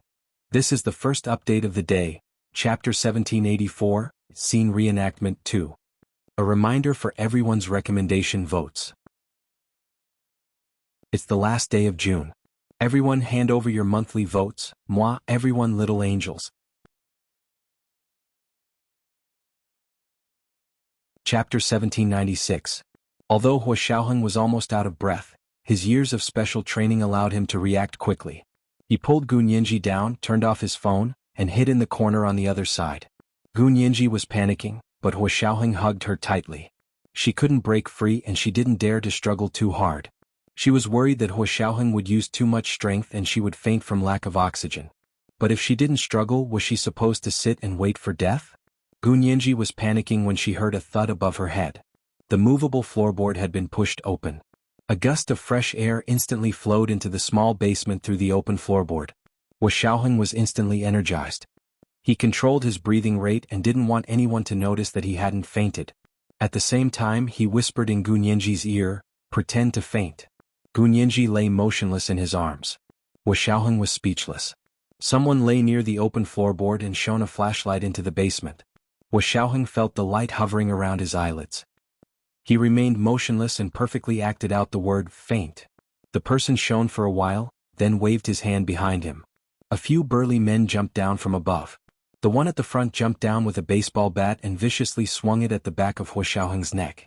People who really knew how to hit people would choose weapons like baseball bats because they could seriously injure the other party and cause internal bleeding, but there wouldn't be a single drop of blood. This made it easier to clean up the scene. Otherwise, if there was blood, the police could use chemical methods to detect it no matter how clean it was. Hua Xiaoheng's eyes were still closed, but he could sense the direction of the man from the whistling sound of the bat. Just as the bat was about to hit the back of his neck, Hua Xiaoheng suddenly opened his eyes and quickly reached out to grab the man's arm and violently twist it in the opposite direction. The man screamed as his lower arm was broken by Hua Xiaoheng, and the baseball bat in his hand was also taken away by Hua Xiaoheng. Right after that, Hua Xiaoheng jumped up and swung the baseball bat in his hand, beating up the burly men who had jumped down from behind until they cried for their parents. Very quickly they were all beaten to the ground and fainted. The man who was lying on the open floorboard and watching the movement in the basement widened his eyes in shock. He didn't expect this sloppy-looking young man to be so strong. He knew something was wrong. The opponent had come prepared, so he immediately of his plan to leave the place. However, she was unwilling to leave just like that. She still wanted to close the floor and suffocate them in the basement. It was because of this evil thought of his that he was delayed. Hua Xiaoheng had already rushed out from the opening in the floorboards. He swung the baseball bat in an arc in the air and slammed it down on the grizzled head that was trying to close the floorboards. He didn't actually hit the man's head. When he was about to hit the man's body, Hua Xiaoheng swung the baseball bat to both sides. He first broke the man's arms, then he hammered the man's knees twice. Hua Xiaoheng's baseball bat strikes were even more accurate than those who specialized in hitting people with baseball bats. He targeted the most vulnerable parts of the arm and leg joints and smashed them into pieces. Hua Xiaoheng's strikes with the baseball bat were even more accurate than those who specialized in hitting people with baseball bats. They all targeted the most vulnerable parts of the arm and leg joints, and with one swing of the bat, all of them were crushed into pieces. They were all trained in specialization, so they had to learn human anatomy before fighting. They had to use the fastest speed and shortest time to cause the greatest damage to the enemy. Moreover, for them, the requirements were stricter, which was to be able to control the damage. The man couldn't stand the pain. He screamed and fainted. Hua Xiaoheng hit the target and quickly lay on the ground. He held the baseball bat and looked around vigilantly. Hua Xiaoheng hit the target and quickly lay on the ground. Holding the baseball bat, he looked around vigilantly. Luckily, the door to the small meeting room was still closed. Even if there was someone outside, they would probably think it was their master, who was torturing the two young men and wouldn't think anything else. Hua Xiaoheng listened for a while and slowly crawled to the door of the small meeting room. He locked the door and made sure no one could break in for the time being before getting up from the ground. He carried the baseball bat and returned to the open floor. He squatted down and took a look. He was so angry he wanted to laugh. He saw Gu Nianji also carrying a baseball bat. She stood in the basement and stared at the burly men Hua Xiaoheng had put down. As long as one of them moved, even if it was a leg, Gu Nianji would hit him hard with the bat. It was like playing whack-a-mole. Those men were already knocked out by Hua Xiaoheng. When one of them woke up, Gu Nianji knocked him out again. Gu Nianji didn't know how to control her strength, unlike Hua Xiaoheng. Therefore, those who were knocked out by her wouldn't wake up for a while. Hua Xiaoheng looked at Gu Nianji, who was still eager to try with the baseball bat. His face darkened as he reached out to the basement. "Hurry up and come up." Gu Nianji looked up. "It's all settled upstairs?" Hua Xiaoheng nodded. Gu Nianji stepped on a relatively fat burly man and tiptoed up to grab Hua Xiaoheng's outstretched hand. Hua Xiaoheng used a little force to pull her up. Gu Nianji rubbed her eyes and muttered, "Where's the old man?" Hua Xiaoheng pointed to the man lying on the wall switch not far away. "He's over there. I broke his knee and elbow joints." Gu Nianji was speechless. She held the baseball bat in one hand and hit it with her other hand. She said hatefully, "Where's his hand? I want to break his hand too." He had just touched her hand. "Old bastard." Hua Xiaoheng understood and walked over with a sullen face. He stepped on the back of the man's hand a few times, causing him to wake up. He screamed twice and fainted from the pain. All right, his hand is also crippled. The bones in his hand are completely shattered. Gu Nianji sighed and sneered. "This person finally delivered himself to us. We were just worried that we wouldn't be able to find an opportunity to arrest him and put him in prison." Hua Xiaoheng nodded. "Call the police and call young Master He." Gu Nianji replied with an "oh," and lowered her head guiltily. She muttered, "Just call the police. Why do you still need to call young Master He?" She didn't want to see He Jichu at all. She felt awkward when she thought of him. She wasn't mentally prepared for the two of them to be siblings. Hua Xiaoheng patted her head and said with a half-smile, "What's wrong? Are you embarrassed? Would you rather he isn't your brother?" This is the second update of today, Chapter 1785, Scene Reenactment 3. Reminder, recommendation votes. It's the last day of June. Everyone hand over your monthly votes, moi, everyone little angels. Chapter 1797. What are you talking about? Gu Nianji glared at Hua Xiaoheng, but she didn't feel guilty anymore. "I just can't accept it at the moment. And I can't accept it. I don't know what young Master He will think, so it's better not to trouble him for the time being. You have to distinguish between public and private matters." Hua Xiaoheng said meaningfully, "Call him right away. The police alone can't handle the matter here." "No way?" Gu Nianji frowned and looked around. Isn't he just an old man with some stinky money? What kind of powerful backer could he have? Of course, Hua Xiaoheng was much more experienced than Gu Nianji. Although Gu Nianji was extremely intelligent, it was a natural IQ. Experience couldn't be born with it. It could only be polished bit by bit with time and experience. Hua Xiaoheng took out his phone and searched for the history of the house. He said to Gu Nianji, "Look at who owned this house in the past. How could someone without any background own such a house?" Hua Xiaoheng was able to think of this immediately because in the other world, there was a house like this in the same area in Sea City. However, that house had already been owned by the government more than a decade ago and had been set up as a museum. Over here, the house hadn't been taken over by the government yet, but it would be soon. Hua Xiaoheng remembered that the maid had said that the house would soon be donated to the government to be used as a museum. Gu Nianji poked her head out to take a look and exclaimed, "Huh? Before the founding of the People's Republic of China, this house was lived in by the U.S. government's representative in China?" "Yes, later on the property rights were transferred to him, and he donated it to an American charity foundation," Hua Xiaoheng said according to the information he knew about the other world. He glanced at the old man lying on the ground and said, "He probably got this house from that charity foundation." Gu Nianji, why would an American charity foundation sell the house to him? Gu Nianji was curious. How much did it cost? You can ask young Master He to investigate this. Hua Xiaoheng put away his phone and walked towards the old man. He dragged him up and placed him on the sofa. He then splashed a bottle of mineral water on his face. The old man trembled from the cold water and slowly opened his eyes. Hua Xiaoheng looked down at him with a cold expression. Wearing sunglasses, he rested the baseball bat on the old man's head and said coolly, "How dare you kidnap us? You've got guts." The old man came back to his senses. He flew into a rage out of humiliation and retorted, "You were the ones who attacked me. You came to rob and hurt people. I want to call the police." "Sure." Hua Xiaoheng crossed his legs and sat across from him. He placed one hand on the armrest of the sofa and said coldly, "Your thugs are still lying in your basement. When the police come, are you going to pretend that you don't recognize them?" "What thugs?" The old man endured the sharp pain in his hand and rolled his eyes. He wanted to find a chance to escape from this small reception room. However, as soon as he moved his leg, a piercing pain assaulted him. It was no less painful than the pain in his hand. Lowering his eyes, he saw a pair of soft legs propped up at a strange angle. He was instantly dumbfounded. He wanted to reach out and touch his leg, but his arms didn't listen to him at all. Once he moved, he broke out in cold sweat from the pain. There was not a single part of his body that didn't hurt. It was as if someone had used a knife to cut all the bones in his body. His vision went black and he fainted again. Hua Xiaoheng became impatient and walked over to pour another glass of water. At the same time, he pinched the man's philtrum to force him to wake up. He said coldly, "If you faint again, I'll bury you alive." The voice was cold and murderous. No one who heard it would doubt his words. The old man shuddered and endured the waves of pain. He trembled and said, "Did you hit me like this?" "Of course not." Hua Xiaoheng denied it flatly. "Which eye of yours saw me hit you? Where's the evidence?" Gu Nianji quickly stood up and took the baseball bat from Hua Xiaoheng's hand. "I hit you. You be asterisk tease, you're still doing such filthy things at your age. I'm going to sue you for molestation. I was defending myself." The old man glared at Gu Nianji and spat hatefully. He said hoarsely, "Molestation? You have evidence?" "Of course I do," Gu Nianji answered crisply and pointed at Hua Xiaoheng. He saw it with his own eyes. "He's my witness.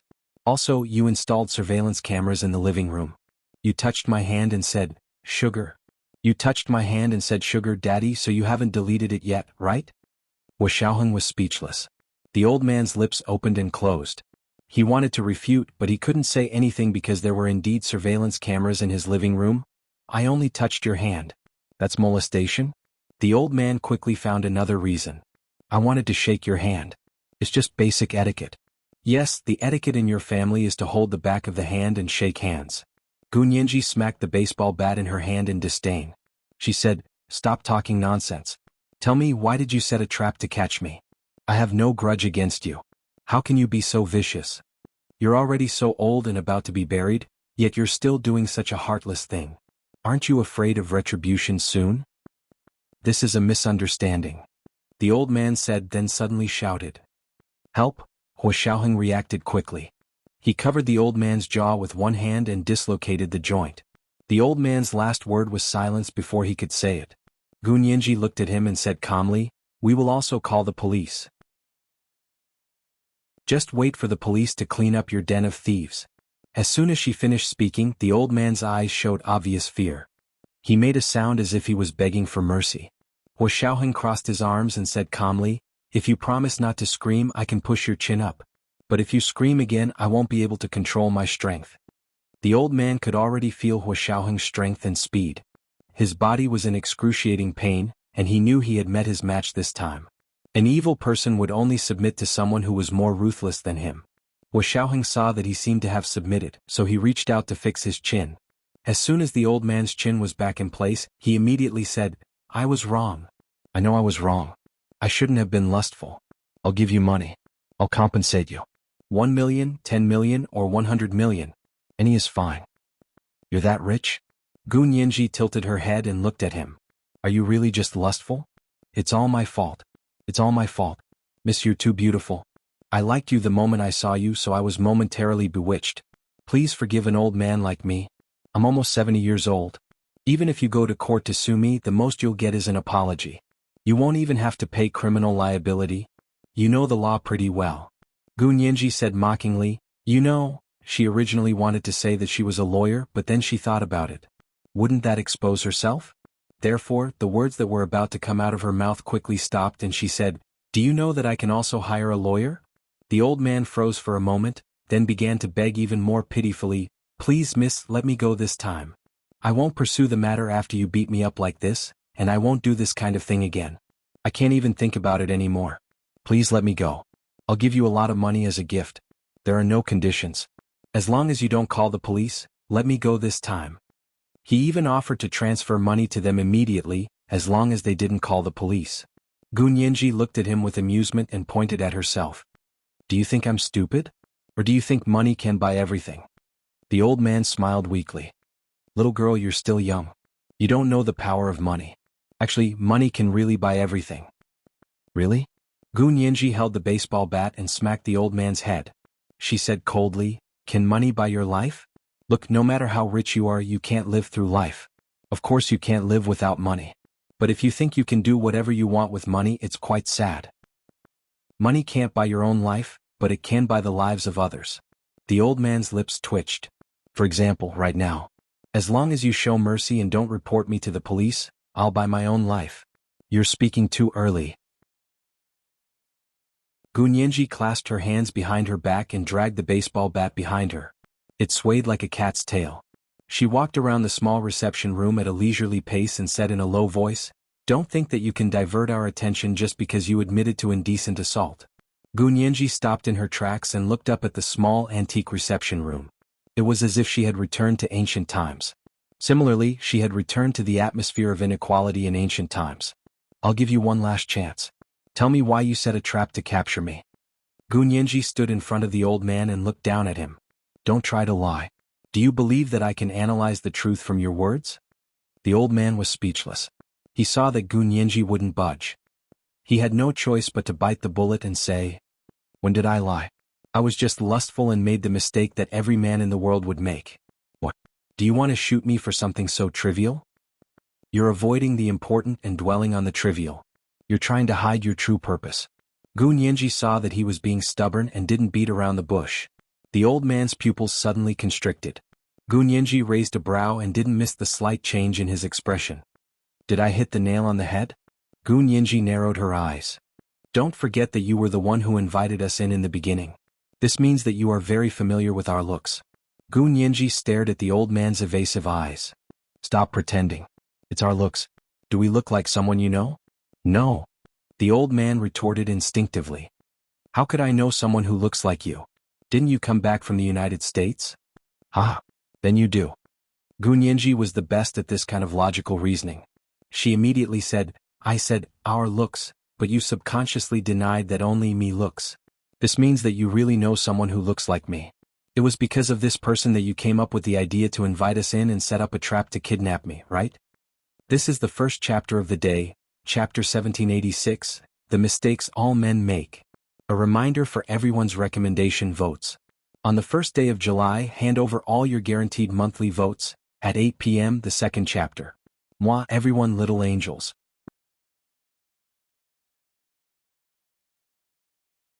Chapter 1798. Gu Nianji's words weren't groundless. From the moment they came to Sea City to investigate Qin Huichang and his wife's colleagues, neighbors and friends, they had first categorized them according to how close they were. Of the three people they found, the first was a colleague living in the nursing home. This person wasn't very close, but this person still remembered what happened decades ago. The second person was the neighbor's old lady that they found yesterday. From this old woman they had a qualitative breakthrough. Gu Nianji could almost guess who her biological mother was. So today, Gu Nianji was already mentally prepared for the third person. This person must be the person who knew the most about what happened back then. He could be good or bad. Of course, he was more likely to be a bystander. If this person didn't do anything, she couldn't guess what kind of person he was for the time being. But not only did this person do it, but he also tried to use a trap to kidnap her. At this point, wasn't it obvious whether he was good or bad? Gu Nianji looked at the man's uncontrollable expression of fear. Her chin was slightly raised, and her dark and deep eyes were filled with suppressed anger. Why aren't you continuing to deny it? She held the baseball bat in her right hand and slowly tapped it in her left hand.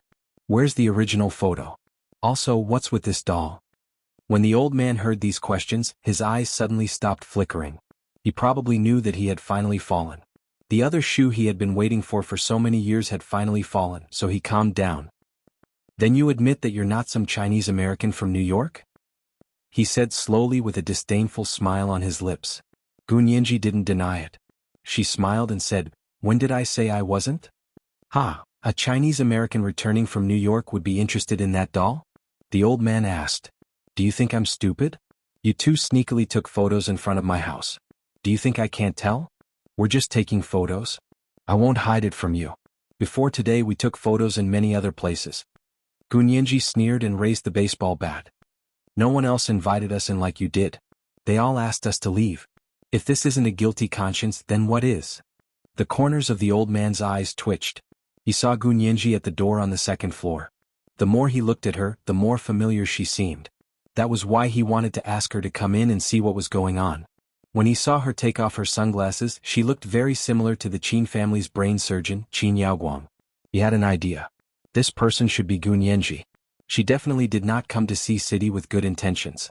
He had also been following Gunyanji and Qin Yaoguang's lawsuit, but he hadn't personally gone to the imperial capital. He had only asked someone to inquire about the progress of the lawsuit and the contents of the trial.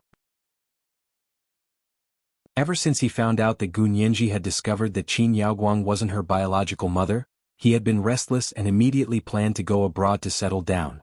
He was so rich that he had already prepared a foreign passport and identity for himself. He had originally planned to leave Sea City in 2 days and ask someone to sell off all the properties here. However, 2 days before he was to leave the country, Gunyanji came looking for him. She was really fast. The old man closed his eyes and said indifferently, "I won't talk to you anymore. Call the police if you have the ability. I want to find a lawyer. I won't say another word until the lawyer arrives."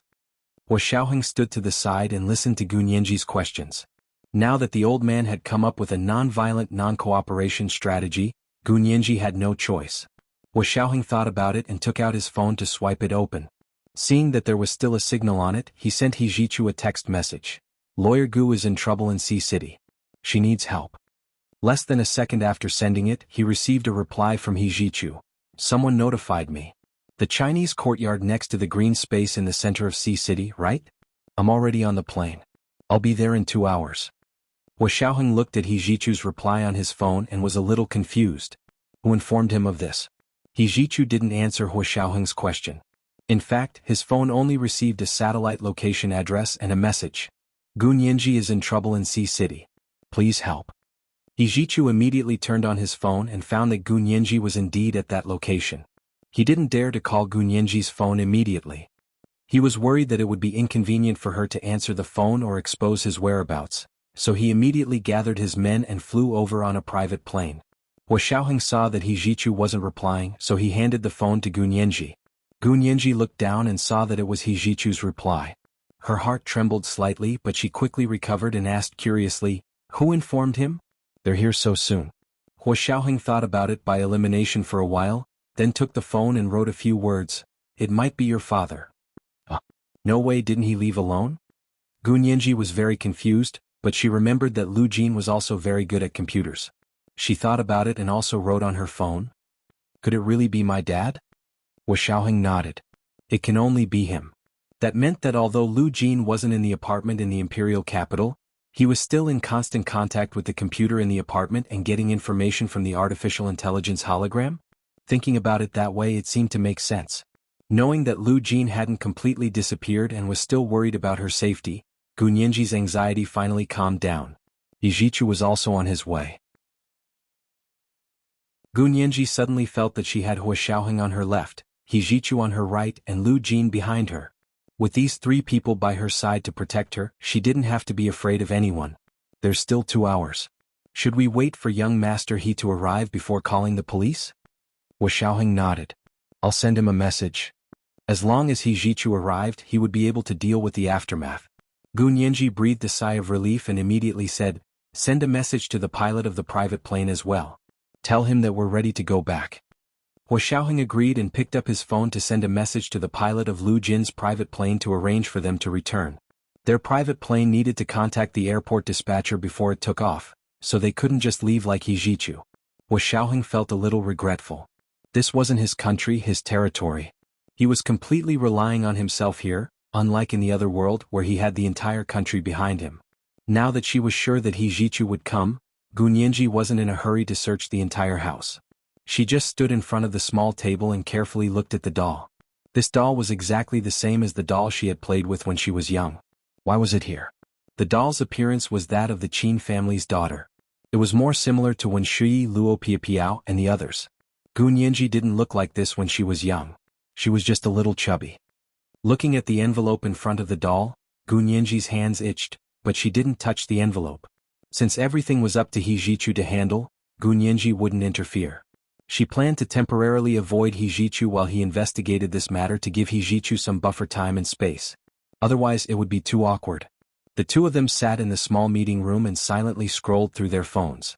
Gu Nianji sent messages to Lu Jin's phone and kept asking, "Dad, where are you?" Wu Xiaoheng was contacting Lu Yuan. Lu Jin is missing. Soon Lu Yuan's call came over. He stood in front of the saber-shaped building in Z City and asked anxiously, "What do you mean? What do you mean Lu Jin is missing?" Wu Xiaoheng hung up the phone and sent a message. "If it's not convenient to talk, you can text." Lu Yuan had no choice but to text him. "Didn't I ask you to look after him? He can even disappear right under your nose. Are you incompetent or is he too arrogant?" Wu Xiaoheng, Lu Yuan's heart was burning with anxiety. "What's going on? When did you notice that he was missing?" Wu Xiaoheng replied. "Nianji and I came to C City. He must have left after we left." Lu Yuan was even angrier when he saw this. "I told you to look after him.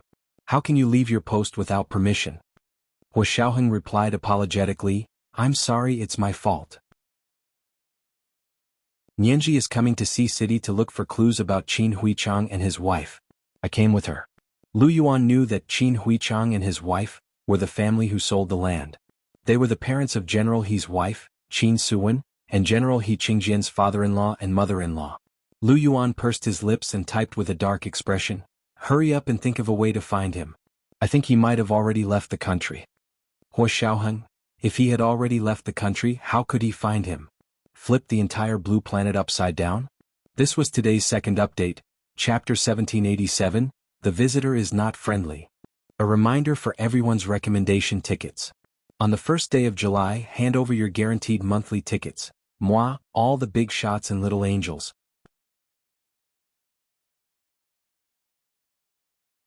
Chapter 1799.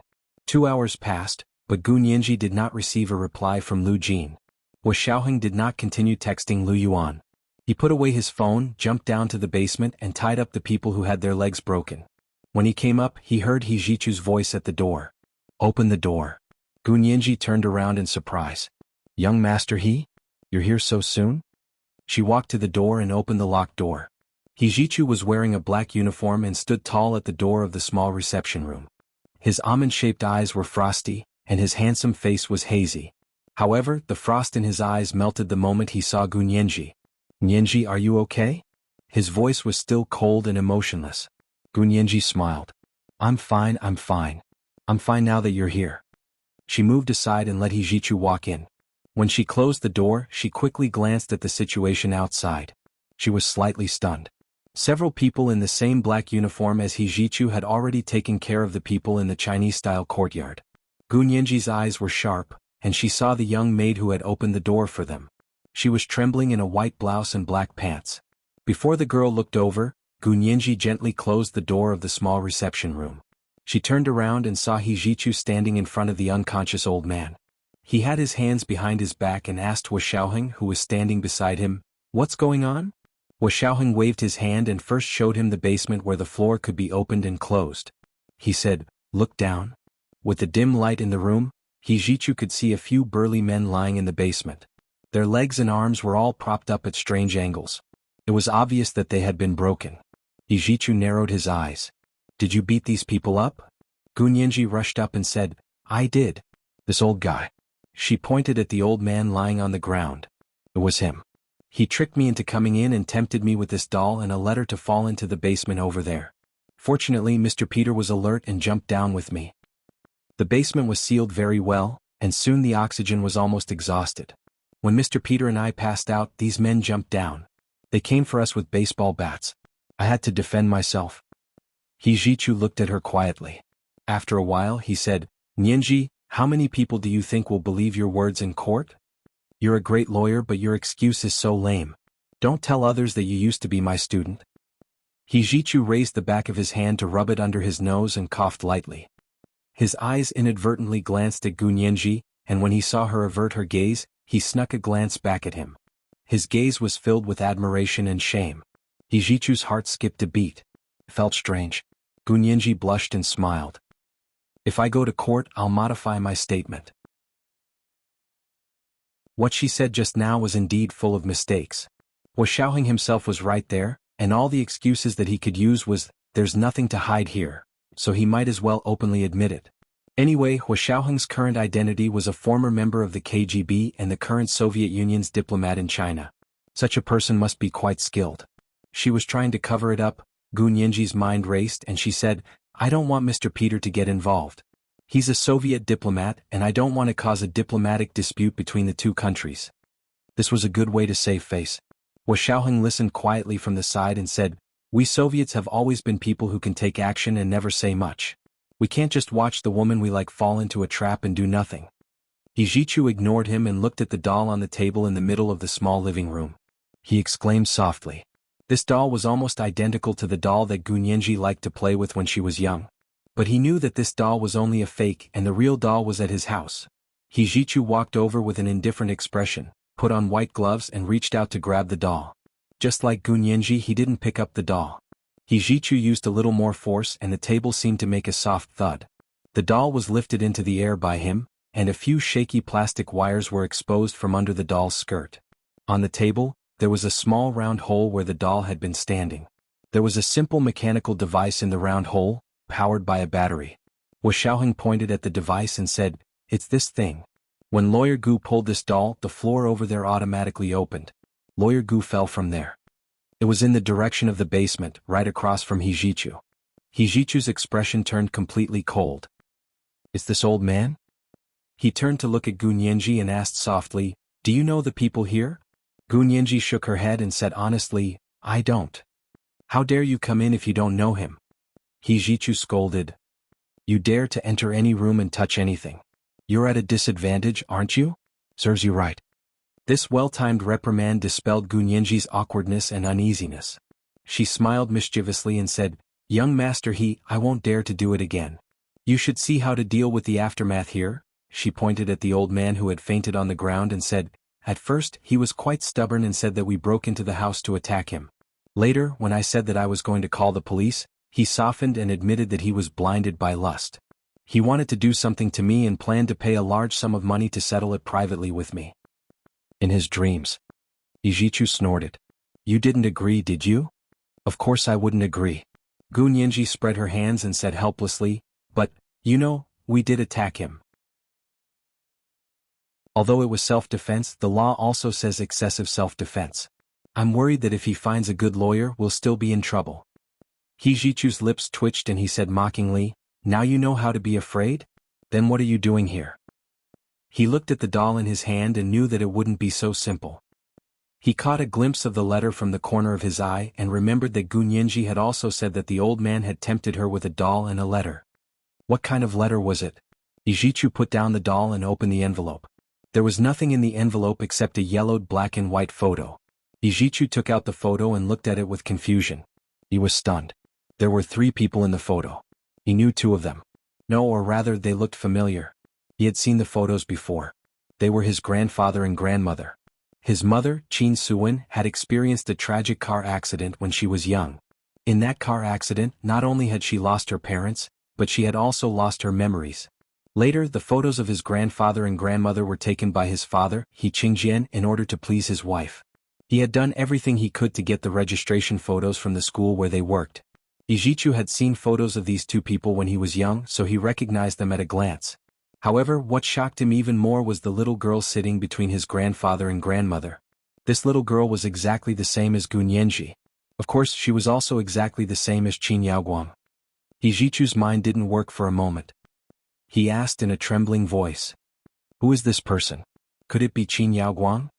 How could Qin Yaoguang have photos of her childhood with her grandfather and grandmother? But that wasn't right. Qin Yaoguang had clearly undergone plastic surgery. Who is this person? She's definitely not Qin Yaoguang. He Jichu said firmly. Gu Nianji was a little flustered and subconsciously wanted to escape. She looked at Hua Xiaoheng and slowly moved towards him. Yijichu saw that she actually wanted to run, so he grabbed her arm without hesitation. His voice was as cold as the Arctic. Who is this person? Hua Xiaoheng also held Gu Nianji's hand and said coldly to Yijichu, "Let go of her." Gu Nianji was being pulled from left and right by the two men. She was very afraid that they would accidentally tear her arm off. She quickly said, "Calm down. Calm down. If you have something to say, let's talk it out. Don't do it." Yijichu's Adam's apple bobbed up and down. His shimmering almond-shaped eyes instantly became misty and filled his eyes that were as moving as spring water. Hua Xiaoheng's face darkened. He pried Yijichu's fingers open one by one, then pulled Gu Nianji behind him to protect her. He said, "We don't know who this person is either." Gu Nianji only felt safer after hiding behind Hua Xiaoheng. Her heart was still pounding and it almost jumped out of her throat. She looked over and saw that Yijichu's already fair face had become like snow in winter. It was both white and cold. Only his eyes were black, and they were so black that she couldn't see the bottom. "Young master, calm down. I was also very surprised when I saw the remake of this photo, so I was tricked by him into coming in to see the original." Gu Nianji said guiltily, "Otherwise why would I have fallen for his trick?" Of the three people they had found, the first was a colleague from the nursing home. He was kind and amiable.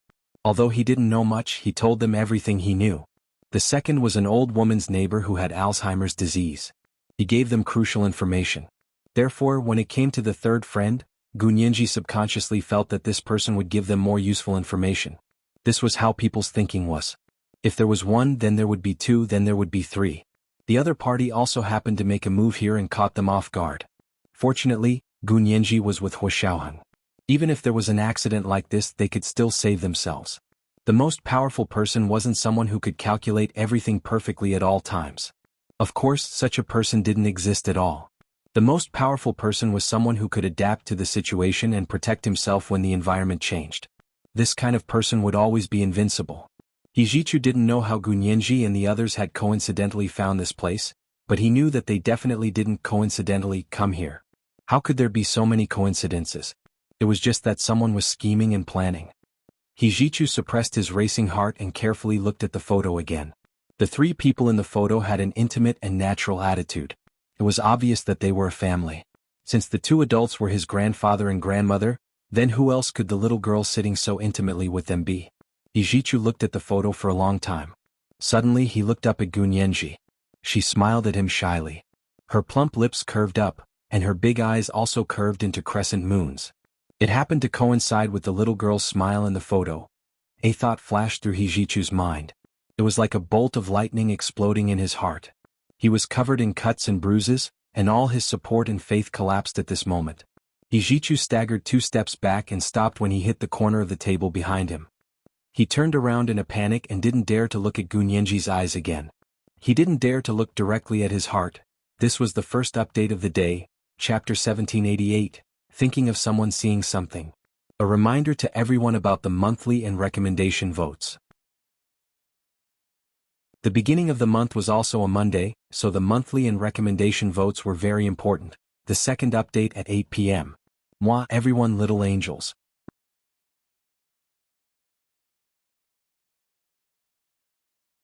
Chapter 1800. Gu Nianji looked at Yijichu's back, and the smile on her face faded. You should have thought of it too, right? The photo was a family photo of Qin Huichang's family of 3. Even if Yijichu didn't know who the little girl was at first, as long as he saw the photo of his grandfather and grandmother, he would realize who the little girl was. Gu Nianji touched her face and thought to herself that the power of genes was too terrifying.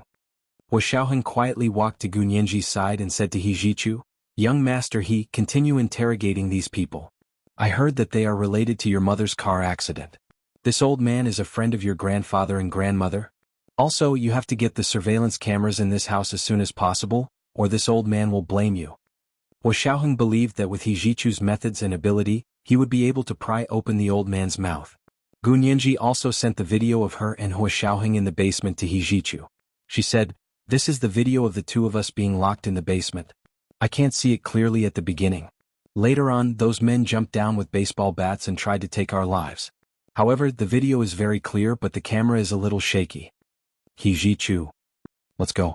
The plane is waiting for us at the airport. Hua Xiaoheng said as he grabbed Gun Yanji's hand and quickly walked out the door. Gun Yanji took a few steps and suddenly turned around to look. Yijichu had just turned around at that moment. The two of them looked at each other in silence. Gun Yanji smiled faintly and waved at Yijichu. She said loudly, "Brother, you can do it." Yijichu's body trembled and he quickly turned around. His back was still facing Gun Yanji. His eyes were sore and dry but not a single tear fell. Hua Xiaoheng turned around and saw that Yijichu didn't turn around. He sighed slightly in his heart and held Gun Yanji's hand as he quickly left. At this time it was probably better to let Yijichu calm down alone. After an unknown period of time, Yijichu turned around with a dark expression and gestured to the people outside the door. "Call the police over and tell them that the military is taking over this place. This old man is suspected of being involved in my mother's car accident. He needs to be brought back for investigation." He was still holding the doll and the envelope. He looked down and said, "Send someone to the court to apply for a search warrant. I want to search this place thoroughly from top to bottom. Don't let go of even a rat's nest." "Yes, Chief."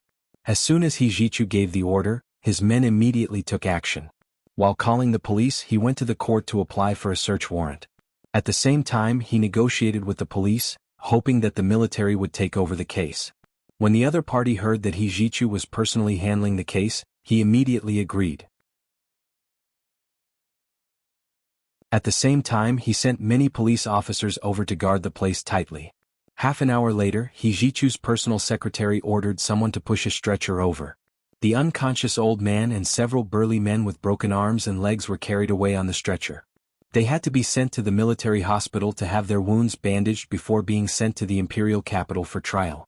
Yijichu personally led his men to search the Chinese-style courtyard. Yijichu didn't know if it was because too much time had passed, or if the old man had gotten rid of everything because he had to leave the country. In any case, they searched almost the entire house but didn't find anything else. Only the doll, the original photo, and the video Nianji had sent her were the only pieces of evidence. In the end, Yijichu ordered someone to pull up the surveillance footage of the house and finally saw what had happened in the living room. When he saw the old man lewdly touching Gun Yanji's hand when Hua Xiaoheng wasn't around, Yijichu almost broke his teeth from clenching them. Yijichu went to the hospital to see the old man. He stood in front of the sickbed and coldly looked at the old man who was wrapped up like a dumpling. He coldly said, "You were friends with my maternal grandfather and grandmother. Why isn't there a photo of you two in your home? Not a single one." The old man had already woken up. His arms, legs and hands were all comminuted. He knew that he had fallen hard this time, so he closed his eyes and said, "I want to hire a lawyer." No matter what Yijichu asked, he only said, "I want to hire a lawyer." "Hire a lawyer? Sure." Yijichu crossed his arms and said coldly, "I'm a lawyer." "Where's your lawyer? Tell him to come see me." The old man saw that Yijichu had relented and finally gave him his lawyer's phone number. Yijichu ordered someone to call the lawyer and said that his client was looking for him. The lawyer immediately rushed to the military hospital in Sea City and was shocked to see his richest client wrapped up like a dumpling. "What happened? Sir, you're fine. Why are you so badly injured?" Without waiting for the old man to speak, Yijichu threw down a few photos of the scene and said coolly, "Your client is suspected of kidnapping, imprisoning and violently beating up a pair of young people. He also hired a group of thugs. By the way, the thugs he hired have already confessed." The old man's lawyer picked up the photos and looked at them carefully. When he saw that there was a basement that looked like a hole in the ground, his forehead instantly broke out in a cold sweat. How could he argue? Without the basement, he could still turn the matter around. He could even say that the two young people had beaten up his client. But now that the basement had appeared and there seemed to be a trap, it was hard to explain. He murmured, "What about the young people? Can I talk to them?" "No," Yijichu said coldly. Yijichu said coldly, "They're victims. They won't see you before they appear in court." "But my client was also seriously injured. Don't tell me that he caused these injuries himself." The lawyer took out a tissue to wipe his sweat. Yijichu raised his chin and clasped his hands behind his back. He said coolly, "The young people had a conflict with your client and his thugs in self-defense. I will explain this to the judge when we go to court." To be honest, the lawyer didn't believe that two young people could beat up 7 or 8 burly men and even beat them to the ground. He was eager to talk to the old man and ask him what the truth was. "Mr. He, there is still something fishy about this matter. May I ask if you can let me talk to my client for a bit?" Yijichu nodded. "Go ahead." He turned around and walked out of the old man's ward. He leaned against the wall at the door and lit a cigarette. His smoking addiction had been getting stronger recently. Hijichu blew out a smoke ring and looked ahead expressionlessly. He tried his best to empty his mind and not think about his true relationship with Gunyenji. In the ward, the lawyer leaned over to the old man's ear and asked softly, "What is going on? You have to tell me the truth." The old man closed his eyes and said hoarsely, "I don't know. I didn't do it. I was attacked." The lawyer laughed bitterly. "But a basement suddenly appeared in your house with a trap. If the other party has evidence to prove, that's where my family hides things." The old man said in a low voice, "It was two thieves who broke into my house to steal things. You were discovered by me and you severely injured me and my bodyguards. They actually dared to make a false accusation. Although there were surveillance cameras in the living room, there were none in the small meeting room and basement. Therefore the old man chose to make a false accusation." The lawyer's eyes lit up. "That's a good reason." The old man was speechless. He opened his eyes angrily and couldn't help scolding, "What are you saying? This is obviously the truth. What reason? Do you think I won't fire you?" "Old sir, don't be angry. Don't be angry." The lawyer comforted the old man repeatedly, and his back was even straighter than before. He had thought that there was no way to fight this case, but after hearing the old man's words, it seemed that there was still a way to turn the situation around. He was immediately full of confidence.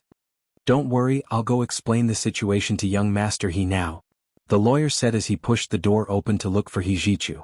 Hijichu was leaning against the wall by the door smoking. When he saw the lawyer come out, he threw the cigarette into the trash can by the side of the corridor and said, "Done negotiating?" The lawyer said seriously, "My client said that he was attacked. Those two young men were thieves who tried to steal the things my client hid in the basement. My client summoned his bodyguards to catch the thieves, but they were seriously injured by the two thieves. Young Master He, you can't be biased. You must enforce the law impartially." This was today's second update, Chapter 1789, Biased Hearing and Believing. Reminder: monthly votes and recommendation votes. The beginning of the month was also Monday.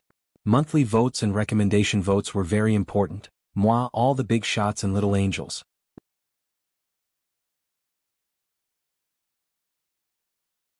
Chapter 1801. Hijichu rubbed his chin and suppressed the anxiety and discomfort in his heart. He said calmly, "Those two are thieves? Trying to steal something from the basement? Are you sure?" "Of course I'm sure," the lawyer said firmly. He had full trust in his client. This was because his client was very rich. Although he kept a low profile, everyone in their circle knew about him. Weren't the two young people sneaking into someone else's basement because they wanted to steal something? The lawyer had already concluded that the two of them were up to no good. To him, rich people were the reason. People without money were not worthy of reasoning with him. "Okay, then what did your client lose?" Hijichu asked expressionlessly with his hands in his trouser pockets. "Lawyer? We'll only know what exactly is lost after we count it." He bluffed, trying to blur his vision. "So your client lost a lot of things?" Hijichu emphasized the word, "a lot." His eyes were not warm as he looked at the lawyer in front of him coldly. The lawyer thought of the basement he had just seen. Was there a need to say the basement of a rich person? There must be a lot of good things hidden there. For example, the landlords and old rich capitalists during the founding of the People's Republic did not store their good things in the bank. They all dug a hole at home and buried it. He nodded. "Yes, I lost a lot of things." "Then make the list now." Hijichu took out a lighter and tossed it up and down in his hand. "Without the list, the police can't file a case." "Huh. Then I'll go ask now," the lawyer said as he quickly entered the ward again. "Sir, can you remember what you've lost?" "Young Master," he said, "that the police can't file a case without the lost list." The old man was stunned. "Lost list? When did I say I lost something?" "Didn't you just say?" The lawyer was also stunned. He had just said it. "I'm talking about an attempt. Do you understand an attempt?" The old man gritted his teeth and glared at the lawyer. 2,000 yuan an hour. Why did they hire a piece of trash like you?" The lawyer was shocked and quickly comforted the old man. "I understand. I understand. Don't worry. I'll go talk to young Master He right now. They're trying to steal, aren't they?" The old man panted heavily. "Get lost." The lawyer was as fat as a ball. When he was anxious, more sweat appeared on his forehead, and his whole face was shiny. He ran out of the ward again and panted to Hijichu. Young master, it's a misunderstanding, a misunderstanding. My client didn't lose anything. The other party tried to steal but he didn't succeed. Attempted theft? Hijichu snickered and narrowed his shimmering almond-shaped eyes. And I said your client attempted murder. But attempted murder. The lawyer felt as if he had been struck by lightning.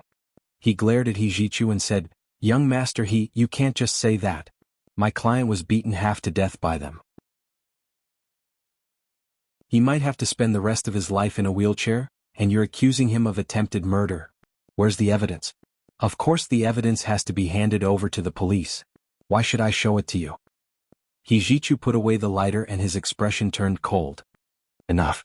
When the police and the court are done with the paperwork, immediately escort them to the imperial capital. The search here had come to an end. All the property under the old man's name was temporarily sealed, and all the funds were frozen. He wanted to return to the capital and interrogate this friend, who had suddenly appeared.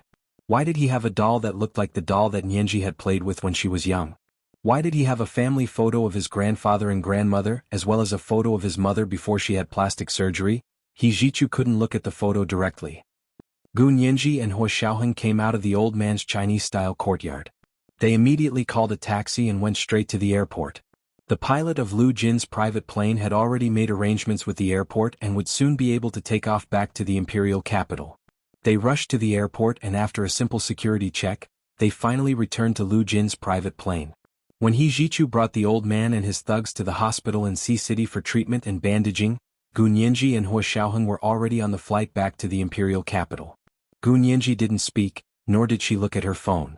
She sat in the plane in a daze, staring at the screen in front of her.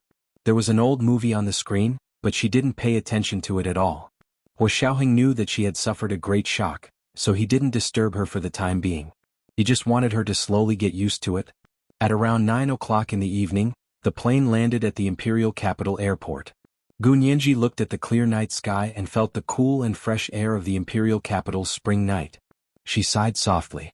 Hua Xiaoheng held her hand and didn't say anything. He held her hand and led her all the way home. When they returned to Lu Jin's apartment on the third ring road of the imperial capital, Gu Nianji immediately knocked on the door of Lu Jin's apartment. Dad, open the door. I'm Nianji. How could you leave me behind and run away again? She banged on the door vigorously and shouted. Gradually, her shouts turned into cries, as if she wanted to vent all the pain and discomfort she had been suppressing ever since she found out about her biological mother. Hua Xiaoheng had been watching from the side. It wasn't until he saw her wailing that he went over to pick her up. Gu Nianji turned around and leaned into his broad and strong chest. She buried her head in his chest and cried even harder. What exactly does he want? First he hid it from my biological mother, then he secretly ran away. Does he really want me to become an orphan? Gu Nianji sobbed. Her eyes and nose were red from crying. Hua Xiaoheng took out a tissue and patiently wiped her tears. He said, Go in and take a look. Can't you go in? Gu Nianji. She turned around and placed her palm on the fingerprint lock at Lu Jin's door. Lu Jin's fingerprint lock had Gu Nianji's palm print stored in it, so she could open his door.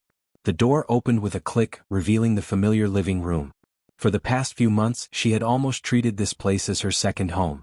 Walking in, everything in the room was still the same as when Lu Jin had lived there. However, without the owner, the place inevitably felt desolate.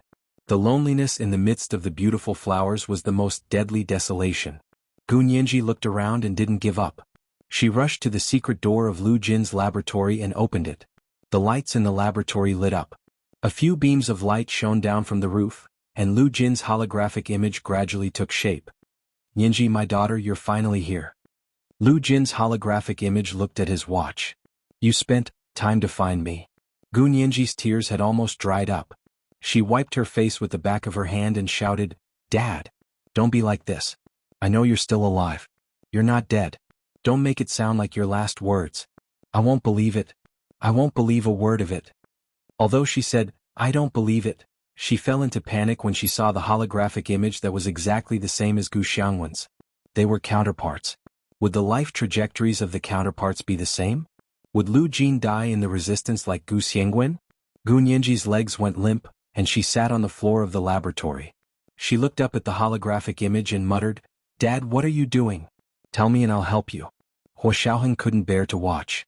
He bent down to pull her up and said, "Stop crying. Let's think of a way to find where your father is." Lu Yuan said that he had gone abroad, but he wasn't sure which country he had gone to. Hua Xiaoheng still wanted to analyze Lu Jin's possible whereabouts with Gun Yanji. Gun Yanji stared at the holographic image of Lu Jin in front of her. Seeing that he seemed to hesitate for a moment, her heart skipped a beat. She immediately thought of the urgent text message He Jichu had received, asking him to come and save her. In that case, Lu Jin hadn't completely cut off contact with this side, right? Forget it, she had nothing to lose. She would take one last gamble. Hua Xiaoheng bent down and held Gun Yanji's arm. Gun Yanji grabbed Hua Xiaoheng's hand and shouted at the holographic image, "Dad! Did you see that? He's not Peter. He's Hua Xiaoheng. It's Hua Xiaoheng over there. He's my fiancé." "No, he's not my fiancé. We got married a long time ago." Hua Xiaoheng gradually froze. He maintained his posture of bending over to pull Gun Yanji, his face expressionless. His profile was illuminated by the projector lights on the roof. His handsome silhouette was a masterpiece created by the creator with his blood and sweat. Gun Yanji held Hua Xiaoheng's hand and raised it. Tears welled up in her eyes. "Dad, did you see that? He's already my husband. But I don't have a wedding. Everyone else has a wedding but I don't. Do you know why? Because I don't have a father to take me down the red carpet. I don't have a father to hand me over to my husband at the wedding. I'm an orphan without parents. I don't deserve a wedding. I don't want a wedding in my life. When I have a baby in the future, I'll tell him that your mother doesn't have a wedding because your grandfather doesn't want her and doesn't want to hand her over to her husband at the wedding. An empty wedding and a cute baby." Gun Yanji used moving words to describe a beautiful and tragic scene to Lu Jin's holographic image. Lu Jin, who was far away in New York, saw this scene through his computer. He couldn't take it anymore. His excited and manic voice came through the 3D holographic image. "Yanji, you're really married? Did this guy lie to you? How dare he marry my daughter without giving her a grand wedding? Who gave him the guts? Just you wait. If I don't chop him up, my surname isn't Lu." This is the first update of the day, Chapter 1790, Who Gave Him the Guts? A reminder for the monthly votes and recommendation votes. How many more monthly votes do you want today? I'll try for the third update tomorrow. The second update at 8 o'clock tonight. Moi, all the big shots and little angels.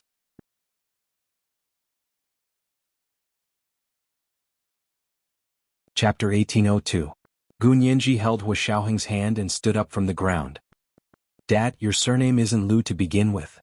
Gun Yanji stared intently at the 3D holographic avatar. She knew that Lu Jin was looking at her from somewhere. The entire apartment was under Lu Jin's surveillance, and the artificial intelligence here was only a very rough prototype. Lu Jin had never thought of hiding it from Gun Yanji. He just hadn't expected Gun Yanji to force him to make a move again so quickly.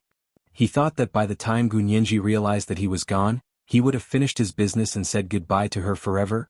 Lu Jin rubbed his eyebrows in frustration. His 3D holographic avatar also rubbed his eyebrows. Gun Yanji raised her chin slightly and pouted. She said unhappily, "Dad, what else do you want?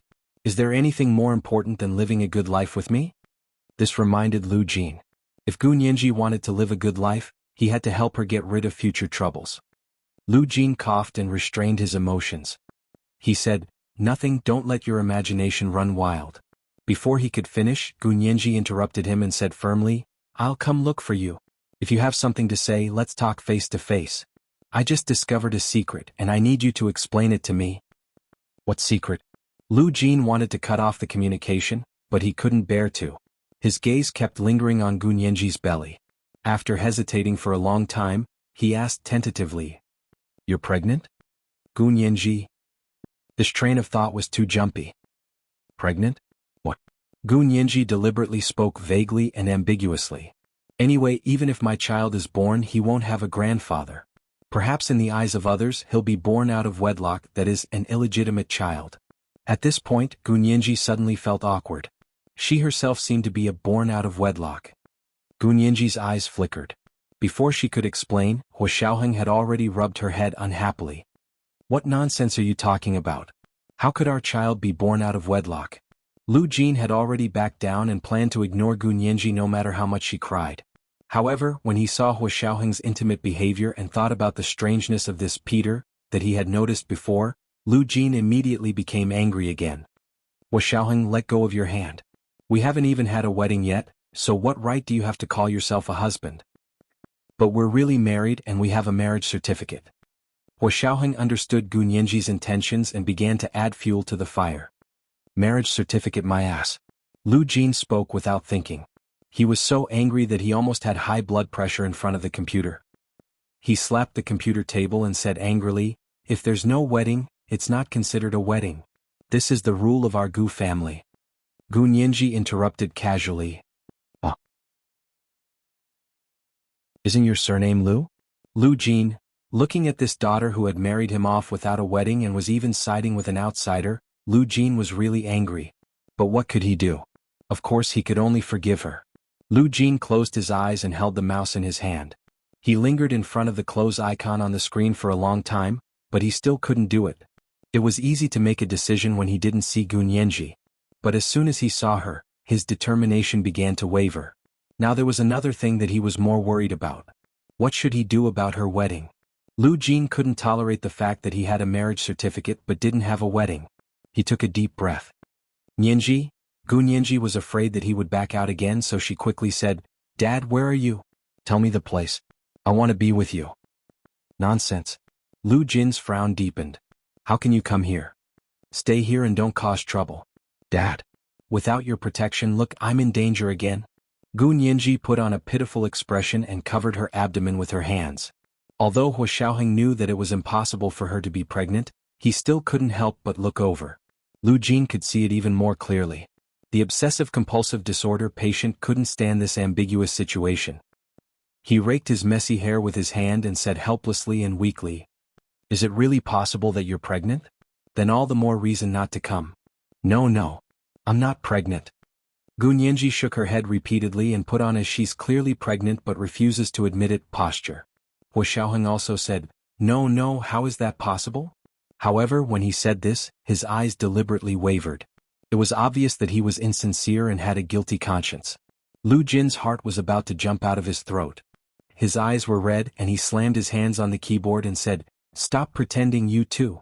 How can you take a long-distance flight when you're pregnant? The radiation at high altitudes is very strong. It's not good for the fetus. Gu Nianji keenly caught the words long-distance flight, and thought to herself that she had indeed gone abroad. She perked up and patted her abdomen. It's okay. Dad is the most important. At most I won't give birth. Nonsense. Xiaoheng and Lu Jin kept scolding her. Their voices were almost identical. Gu Nianji blinked her big black grape-like eyes. She looked at Xiaoheng and then at Lu Jin's 3D holographic portrait. She felt wronged. Then what can I do? Pregnant women are moody. What if I'm depressed? She covered her face with her hands and didn't dare to let Lu Jin see the corners of her lips curl up. At this moment she didn't dare to mention that she had discovered who her biological mother was at all, for fear that she would scare Lu Jin away again. Xiaoheng put his arm around her shoulder and said to Lu Jin's 3D holographic portrait, Mr. Lu, I'll call you Dad like Nianji. You should understand Nianji. Her emotions are very unstable right now, and I'm not sure if she's pregnant. Her constitution is special, and she can't just find a random hospital to have a blood test or a prenatal checkup. It's also troublesome. Xiaoheng deliberately spoke vaguely to mislead Lu Jin. Lu Jin's brows knitted into a knot. That's right, Gu Nianji was actually pregnant at this juncture. What about her prenatal checkup? Lu Jin was worried about letting someone he wasn't familiar with do her prenatal checkup. Of course he couldn't do it himself. He pondered it for a long time, so long that Gu Nianji was about to give up on this idea and think of something else. Lu Jin finally spoke. I have a radiation suit in my lab that can withstand cosmic radiation. Put it on her, Lu Jin said to Xiaoheng. Xiaoheng quickly nodded. I'll find it right away and put it on for Nianji. Lu Jin said to Gu Nianji seriously, Nianji, you're going to be a mother, so don't be willful anymore. Remember to put on the radiation suit and come to New York on my private plane with that Hui guy. I'll find someone I trust to do another comprehensive prenatal checkup for you. Gu Nianji, QAQ. What should she do? She was going to be exposed. This was the second update of the day, Chapter 1791, She's going to be exposed. Remind everyone of the monthly votes and recommendation votes. How many monthly votes would you like to cast today? I'll try to make 3 updates tomorrow. Moi, all the big shots and little angels.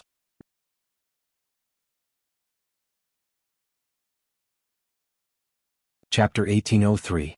The act was over. Where was she going to get a pregnancy certificate? Could a pregnancy test be faked? Gu Nianji didn't realize that she had also been led astray by Lu Jin. Xiaoheng was indeed a veteran intelligence officer. He quickly extracted useful information from Lu Jin's words. Okay, where are you in New York?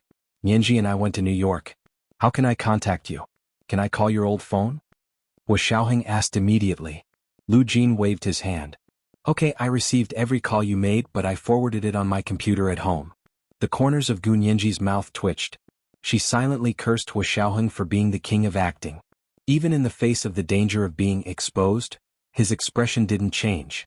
She silently closed her mouth and raised her 2 index fingers. She was just short of poking them together. In Lu Jin's eyes, she looked like she had done something bad and was found out by her parents. Lu Jin couldn't help but feel even more sorry for her. He couldn't help but comfort Gu Nianji. Nianji, don't be afraid. Dad's here. You can give birth to the child in peace. If anyone dares to say anything, your dad will teach them a lesson. As for the man who got a marriage certificate with you without a wedding, let's just ignore him. Lu Jin glared at Xiaoheng. Don't think that you can do whatever you want just because you have a marriage certificate. Xiaoheng was expressionless and didn't say anything, but he was silently complaining in his heart. Sorry, just because you have a marriage certificate, you can do whatever you want to your wife. Gu Nianji was about to cry again. She was touched, guilty and anxious. She quietly moved behind Xiaoheng and tugged at his shirt. Xiaoheng turned to look at her, and she quickly pouted at the room next to her. She was blocked behind Xiaoheng. Xiaoheng could see her when he turned around, but Lu Jin couldn't see her at all through the 3D holographic avatar. Lu Jin craned his neck and controlled the computer. The 3D holographic avatar from thousands of miles away swooped down beside Gu Nianji. Gu Nianji was shocked. Dad, what are you doing? I'm just looking at you. Are you hiding and crying again? Lu Jin's 3D holographic avatar reached out to Gu Nianji to touch her face. However, the combination of light and shadow was ultimately illusory. He stood there, unable to touch anything. Gu Nianji snapped back to reality and looked at the scene. She whispered, Dad, let me tell you, Gu Xiangwen also left a 3D holographic image like this as his last words. When I came back and saw this, I almost went into shock. As she spoke, she suddenly had an idea. She clutched her stomach and said, Io? My stomach hurts. I can't take it anymore. I'm going to lie in bed for a while. Dad, tell me your address so that I can board the plane and see you. Are you okay? Lu Jin was also terrified. Go lie down. I'll get in touch with my pilot and get him ready. Child, why are you so careless? She's already pregnant. Gu Nianji said weakly, I didn't. I don't know. Don't talk nonsense. With 3 consecutive denials, who could contend against him? Lu Jin pretended not to hear it. He was extremely worried. After the call ended, Lu Jin sat in the big room of his luxurious apartment on the top floor of New York Central Park, lost in thought as he looked out the window at the green space. It was 9 o'clock in the evening in China, but it was 9 o'clock in the morning in New York. The sun was shining brightly outside. Under the blue sky and white clouds, the small Central Park was green. There were a few pots of azaleas planted on the windowsill outside the French windows. They were in full bloom, echoing with a few pots of apricot jasmine. He remembered that he had sensed that Peter was unusually familiar with Gu Nianji. He had even expressed his doubts, but Gu Nianji had calmly fooled him. The corners of Lu Jin's mouth curled up slightly when he thought of this. She was so cute when she lied. Such a daughter was his flesh and blood no matter what. Whether it was good or bad, the only thing he couldn't give up was her. However, Nianji was his daughter, so she couldn't have a bad side. Lu Jin realized that he had no principles or stance in front of this daughter. She was his greatest weakness. Lu Jin closed his eyes and let out a long sigh. Perhaps he had to re-examine his plan. Or perhaps he should ask his daughter's husband to help advise him. After all, that was what he did. Was Xiaoheng the commander of the Wuxia Empire's Special Operations Forces in the other world? Lu Jin's expression turned cold. And Lu Yuan, did this guy already know who Peter was? He was the only one hiding it from him? Lu Jin, who had always boasted of his high IQ, instantly felt like his IQ had been hit by 10,000 points. He picked up the phone and called Lu Yuan directly. Lu Yuan was packing his luggage in the hotel and preparing to return to the imperial capital immediately. Lu Jin had run away without a word. Lu Yuan's heart skipped a beat just thinking about it. The last time Lu Jin disappeared without a word was 8 years ago when they worked together to send Gunyenji to the other world. When he reappeared, he had planned that earth-shattering explosion and fire. Lu Yuan, who had been hiding at the side at the time, was stunned. Lu Jin really wanted to die. Fortunately, Lu Yuan had made preparations in advance. The tunnel he had dug in the place where the high-energy magnetic field resonated came in handy at this time. However, when he rescued Lu Jin from the fire, Lu Jin was already a severely burned patient. Only Lu Yuan knew how many plastic surgeries and skin grafts Lu Jin had undergone to get to where he was now. Every time this person disappeared, he was planning a bigger operation. Lu Yuan couldn't believe what Lu Jin would do this time. So when he saw Lu Jin's phone number appear on his phone, Lu Yuan immediately picked it up. "Big shareholder Lu, where have you been? Do you know that your daughter is in danger?" Lu Yuan immediately reprimanded him and he brought up Gunyenji. This was the person who could soften Lu Jin's heart and make him feel guilty. He didn't expect Lu Jin to not have the attitude of obediently listening to his scolding in the past. He also asked, "Big boss Lu, you're too dishonest. That Peter is your nephew, isn't he? You're still pretending." Lu Yuan, why was Lu Jin so sensitive? This didn't make sense. It was impossible for a person with severe interpersonal disorder to tell if Peter was real or fake. Lu Yuan coughed and was about to continue bluffing Lu Jin when he heard Lu Jin say again, "Don't try to bluff me. Lu Yuan, my daughter told me personally. She said that she and your nephew are married, but they didn't hold a wedding. My daughter is pregnant." Lu Yuan, married? When did this happen? Why didn't I know? And she's pregnant. Really? Lu Yuan didn't expect Hua Xiaoheng to hold back. He didn't tell him this important news. What's the use of knowing? "Big boss Lu, your nephew kidnapped my daughter to get married, but he didn't hold a wedding for her. You still say your nephew is a good person. How can a good person be so shameless?" Lu Jin felt uncomfortable when he thought of what his daughter had said. He vented all his anger on Lu Yuan. Lu Yuan was also anxious. He quickly said, "Wait, let me ask what's going on. This kid didn't tell me?" "This kid? Now you admit that you already knew who he was." Lu Jin flew into a rage.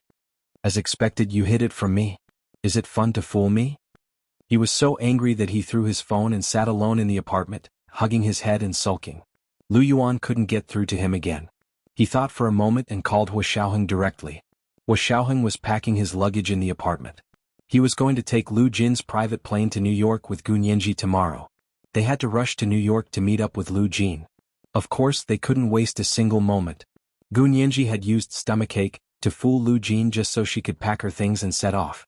Hua Xiaoheng saw that it was Lu Yuan calling and was about to inform him of Lu Jin's whereabouts. He didn't expect to hear Lu Yuan's rare roar as soon as he picked up the call. "You're so capable.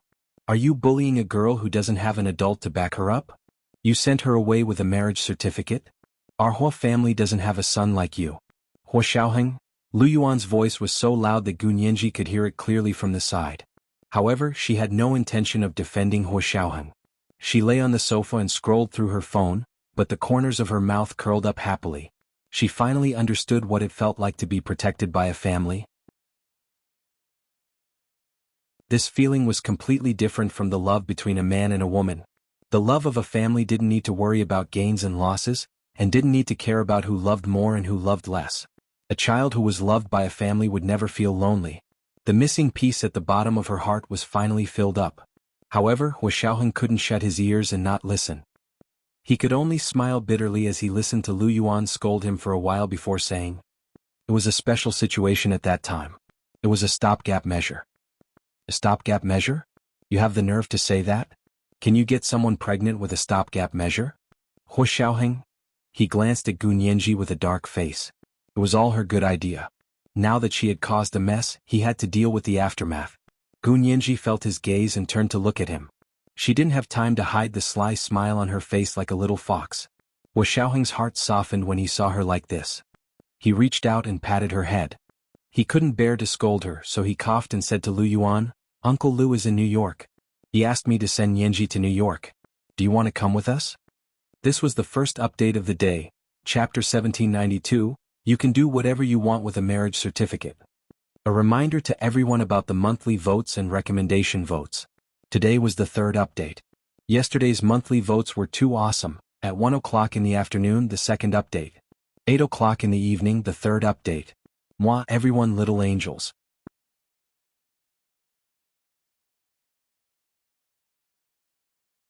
Chapter 1804. Lu Yuan had wanted to ask where Lu Jin was, but when Lu Jin said that Gun Yanji and Hua Xiaoheng were married a long time ago and might be pregnant, he was completely misled. Now that he heard Hua Xiaoheng's words, he came back to his senses and quickly said, "Of course I'm going. I'm going back to the capital right away. When is your flight? Are you going by private plane?" Hua Xiaoheng nodded. "It's all arranged. The flight is tomorrow morning. I'm going to the airport now. I'm on the next flight. I'll be in the capital at midnight." It was about 4 to 5 hours flight from Z City back to the capital. "I'll pick you up at the airport," Hua Xiaoheng quickly said. He mainly wanted to find a plan to talk to Lu Yuan alone. Hua Xiaoheng felt that this trip to New York wouldn't be peaceful, so he wanted to know more about Lu Jin. Lu Yuan didn't refuse and said bluntly, "I'll send you the flight number. Remember to pick me up. Drive carefully." After discussing it with him, Hua Xiaoheng hung up the phone and said to Gun Yanji, "Go to bed early. I'll sleep for 4 hours. When I wake up, I'll pick up CO Lu at the airport." Gun Yanji yawned. "Then I'll go to bed. Have you packed your things for the plane tomorrow morning?" "I've packed my things." Hua Xiaoheng took out the protective suit that Lu Jin had specially instructed him to protect against cosmic rays. He smiled and said, "You have to wear it tomorrow." Gun Yanji rolled her eyes. "How could you not know if I'm pregnant or not? Who are you lying to by wearing this?" Hua Xiaoheng gritted his teeth at her teasing. He leaned over and picked her up. He walked to the bedroom and said, "What if I'm not pregnant? Do you want to try harder?" Gun Yanji's face instantly turned red. It wasn't a faint pink but a delicate red. Under her delicate skin, the bright red came from the bottom of her skin. When they arrived at the bedroom, Hua Xiaoheng couldn't help kissing her face and whispering in her ear, "Did you miss me?" Gun Yanji.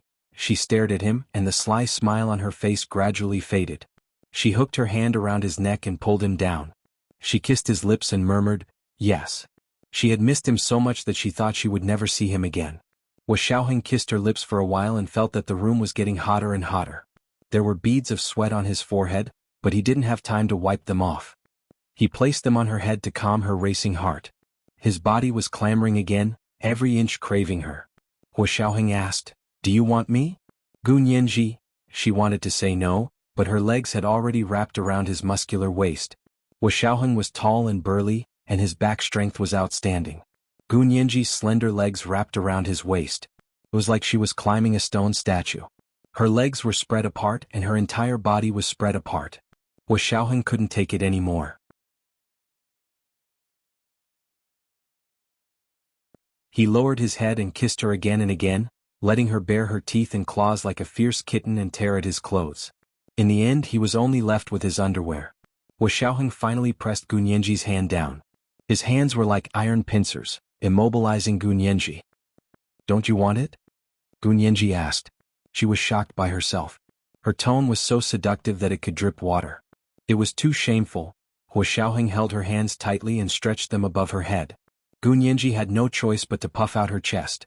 Their skin was pressed against each other, and the heat was spreading between them. It was as if she could see the steam spreading between them, blurring her vision. Everything was blurry, as if a beauty filter had been added. She looked at him with fascination. His masculine body was tall and strong, and his mature man's temperament was as profound as the birch forest in autumn. Hua Xiaoheng's entire body heated up under Gun Yanji's gaze, but he used all his restraint to suppress his burgeoning desire. Gun Yanji's lips parted slightly as she looked at him longingly. Seeing that he hadn't taken any further action, she became a little anxious and said aggrievedly, "I'm not pregnant yet. Aren't you afraid of being exposed?" The word pregnant completely woke Hua Xiaoheng up. He turned over and lay flat with Gun Yanji. He panted slightly and said, "No, we can't get pregnant here." Gun Yanji, "Why?" "I want to take you back. I want my child to be healthy and in a place where I can control it without any danger." Hua Xiaoheng patted her head. "I also want you to live a safe and sound life with me." Gun Yanji was extremely touched. A man who could still step on the brakes at such a critical juncture either loved you to the extreme or didn't love you at all. Gun Yanji believed that Hua Xiaoheng was the former. There was no doubt about it. Gun Yanji let go of her hand and watched Hua Xiaoheng get out of bed and walk to the bathroom. Not long after, the sound of water splashing could be heard in the bathroom. Gu Nianji had wanted to wait for Hua Xiaoheng to sleep with her, but he still hadn't come. The sound of water splashing in the bathroom was like a lullaby, and Gu Nianji slowly fell asleep in the sound of water. Hua Xiaoheng cleaned up in the bathroom and took a shower. When he came out, Gu Nianji was already asleep. He shook his head with a smile and fell asleep beside her. He had been here for a few months, and this was the first time he could sleep beside her openly. Good night. Hua Xiaoheng kissed Gu Nianji on the cheek and closed his eyes to sleep. 4 hours later, Hua Xiaoheng woke up on time. After he went to the bathroom to wash up, he left Gu Nianji's apartment with his car keys and went to the airport to pick up Lu Yuan. If it wasn't for the fact that the arrival time of Lu Yuan's plane was so different from the departure time of their plane, they would have directly picked up Lu Yuan and taken him to the plane to the United States. Lu Yuan walked out of the exit and saw Hua Xiaoheng's tall figure. Both of them were wearing sunglasses and looked like brothers. They didn't look like they were from the same generation. Hua Xiaoheng took the suitcase from Lu Yuan and said, "How did your investigation in Z City go?" Lu Yuan shook his head. Qin Bei still has some tricks up his sleeve. He's washed himself clean and there's almost no evidence. Don't tell me you didn't find any evidence at all? Hua Xiaoheng didn't believe it. When his uncle worked in the military, Hua Xiaoheng was still a junior high school student. Of course not. I found no evidence at all. Lu Yuan smiled and his attitude was very easygoing. I found the Qin family's old neighbor and found something very interesting. I'd like to hear more. Hua Xiaoheng drove out of the airport and onto the highway. Lu Jin rubbed his forehead and said, I found out from Granny Chen, who did business with the Qin family, that the Qin family's orphanage had been open for many years. It started with Qin Bei's ancestors. It's not like what's written on the official website of the Qin family's private hospital group. The Qin family's orphanage was founded by Qin Bei. Hua Xiaoheng was very surprised. Is this true? Yes, I checked the local county records and found that there were 2 orphanages there more than 100 years ago. One was started by foreigners and the other was opened by the Qin family. It's called an orphanage, but it's actually also a business. The orphanage opened by foreigners later closed down. Only the Qin family's orphanage is left here. Hua Xiaoheng thought deeply and said, but opening an orphanage requires a lot of capital. Where did the Qin family get so much money in the beginning? Lu Yuan shook his head regretfully. I didn't find out for the time being. I even lied to Granny Chen and told her that Qin Bei's family was the same as ours. They were all peasants. Why did Granny Chen only talk about that piece of land, which was Qin Huichang's family's land, when the hospital was opened? Hua Xiaoheng shook his head. The time isn't right. That hospital was opened because of the land. What I want to know is, where did they get the first startup fund for opening an orphanage? Also, I got the news from the KGB that Qin Yaoguang's memory stripping surgery is said to be an ancestral technique of the Qin family. The Qin family member who taught her this technique is now dead, so she's the only one who knows how to perform this kind of surgery now. This was the second update of the day, Chapter 1793, Do You Want Me? A reminder for everyone's monthly votes and recommendation votes. P.S. The first additional update of 100,000 Qidian coins for the president of Chasing You with 100 million in April has arrived. 8 p.m. The third update. Moi Big Shots, Little Angels.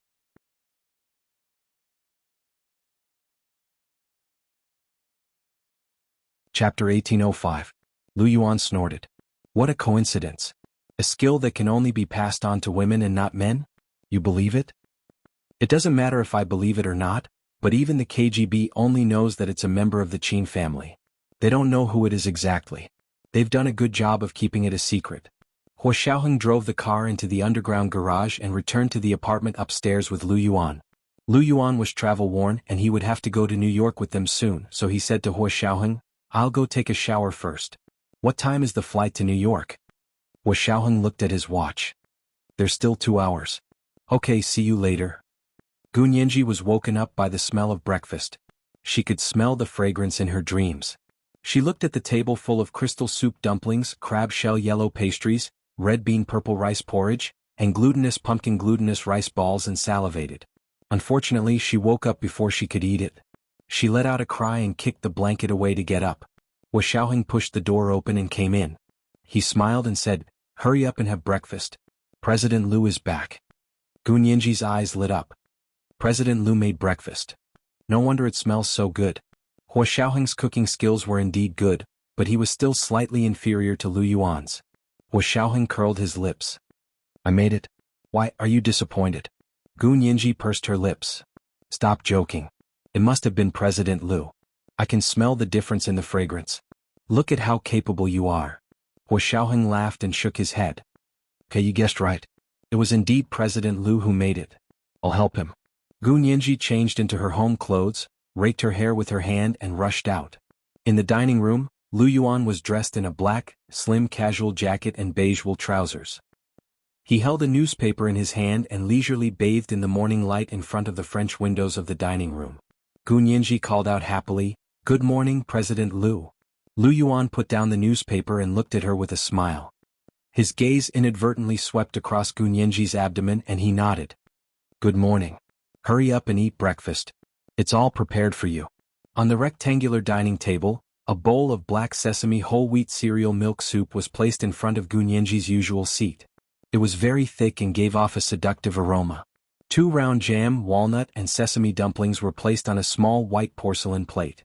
They were roasted to a glistening yellow color, making people want to eat them one by one. There was also a bowl of chicken stewed rice.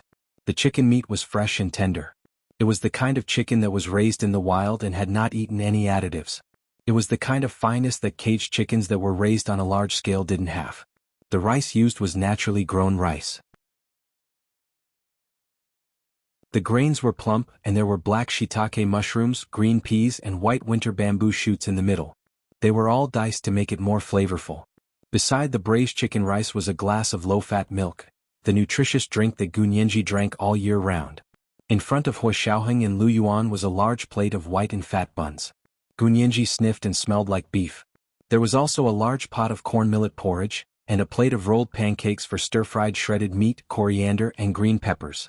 There was also a cup of aromatic black coffee. Gu Nianji was very envious and said, "Can I have a beef bun?" Another pancake. Hua Xiaoheng smiled but didn't say anything. Lu Yuan said calmly, "No, you're in a special situation now. You can't eat like us. I've prepared breakfast for you that's suitable for pregnant women. You have to eat like this in the future.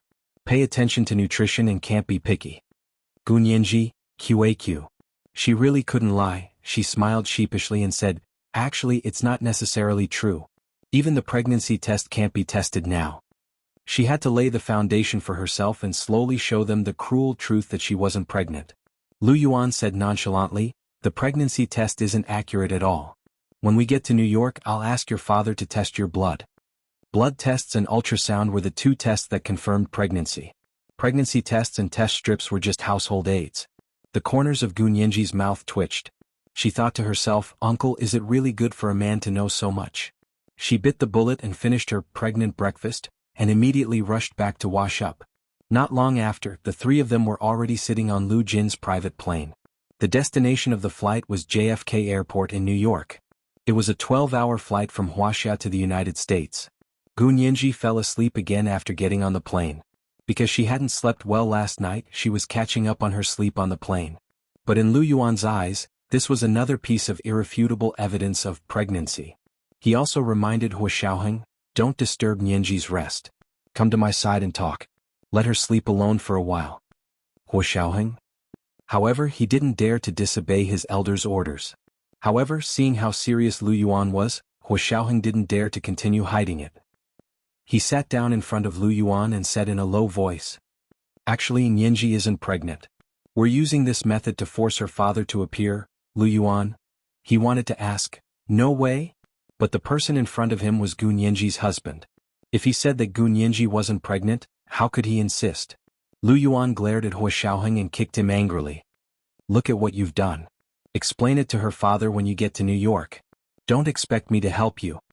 Hua Xiaoheng raised his head and looked at Lu Yuan with a smile. He said calmly, "Xiao Lu, this matter can be big or small. It depends on how you say it. Besides, the purpose of our trip to New York isn't to give Nianji a prenatal checkup. It's to find her father and ask him what he wants to do." This was indeed a serious matter. Lu Yuan glared at him for a while and couldn't hold back his laughter. He punched him hard. "You're good. You can even think of this." Hua Xiaoheng continued to smile. How could I have come up with such a genius idea? Nianji was just fooling around and her father actually believed her. Lu Yuan shook his head with emotion and said, how could he not believe it? Even if Gu Nianji said that the sun rose from the west, Lu Jin would have verified it for her. Huo Xiaoheng, if he loves her so much, why would he leave her alone in New York and pretend to cut off contact? Lu Yuan frowned. I don't know either, that's why I'm worried. Lu Jin is a genius. Sometimes, the brain circuits of a genius are not something that ordinary people like us can understand. As he spoke, he told Huo Xiaoheng in detail what had happened 8 years ago. Huo Xiaoheng knew what had happened in the other world, but he didn't know what had happened in the other world. It wasn't until Lu Yuan told him that he came to a realization. Uncle Lu deliberately let the car explode that time? Lu Yuan nodded. He wanted to really die so that no one would continue to investigate. I didn't expect He Zhichu to not give up. He Qingjian couldn't bear to see his son become dispirited, and he found the magnetic resonance device, so he sent people to the other world to make preparations. They first found the location of the He family in the other world.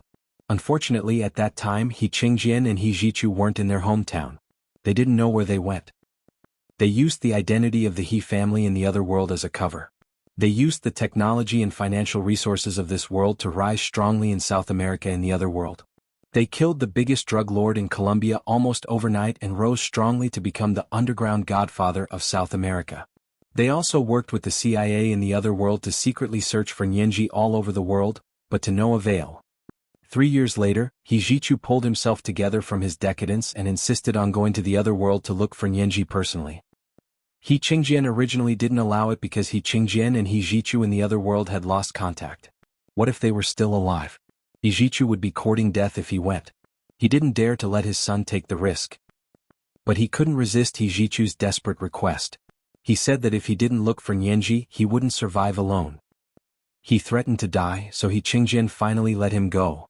Fortunately, he didn't die after going over. This means that He Zhichu on the other side died a long time ago. Huo Xiaoheng listened carefully and compared it with the situation on his side. He said, no wonder He Zhichu entered Harvard University 4 years ago to become a law professor.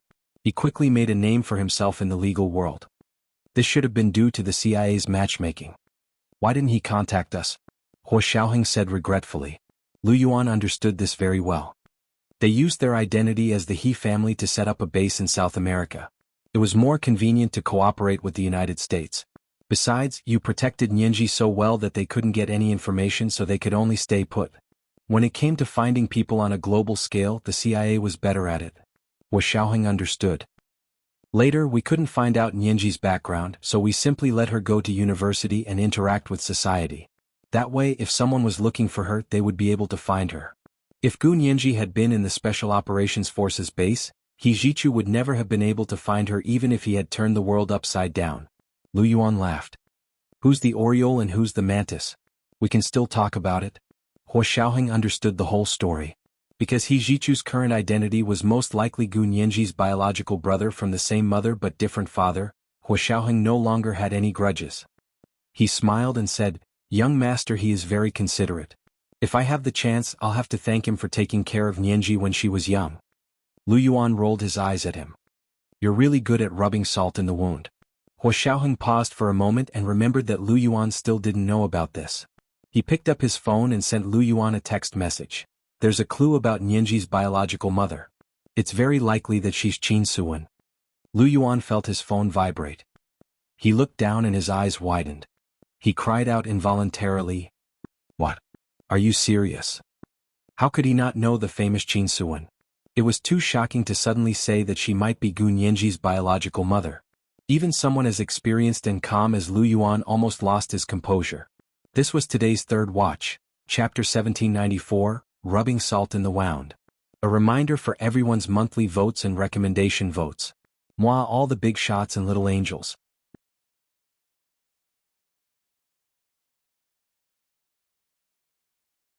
Chapter 1806.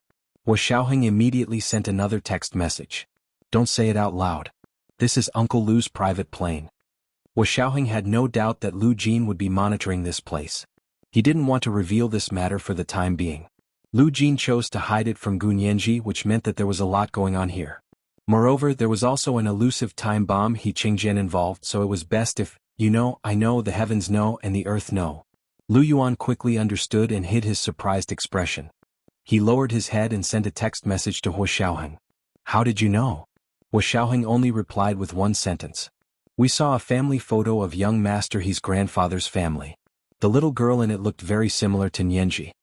Lu Yuan's eyebrows rose high. He didn't reply to the text message. He turned to look at Hua Xiaoheng and asked in confusion. You only saw a photo and you came to such an earth-shattering conclusion? Isn't this a little too reckless? Not only that, but we were also in danger because of this. Hua Xiaoheng cut the long story short. Otherwise, why would you be on the plane with us? That's a little strange. Lu Yuan frowned and thought about the past of the two Qin families. Have you ever thought that they all have the same surname, Qin? Is there some kind of relationship? Lu Yuan asked thoughtfully.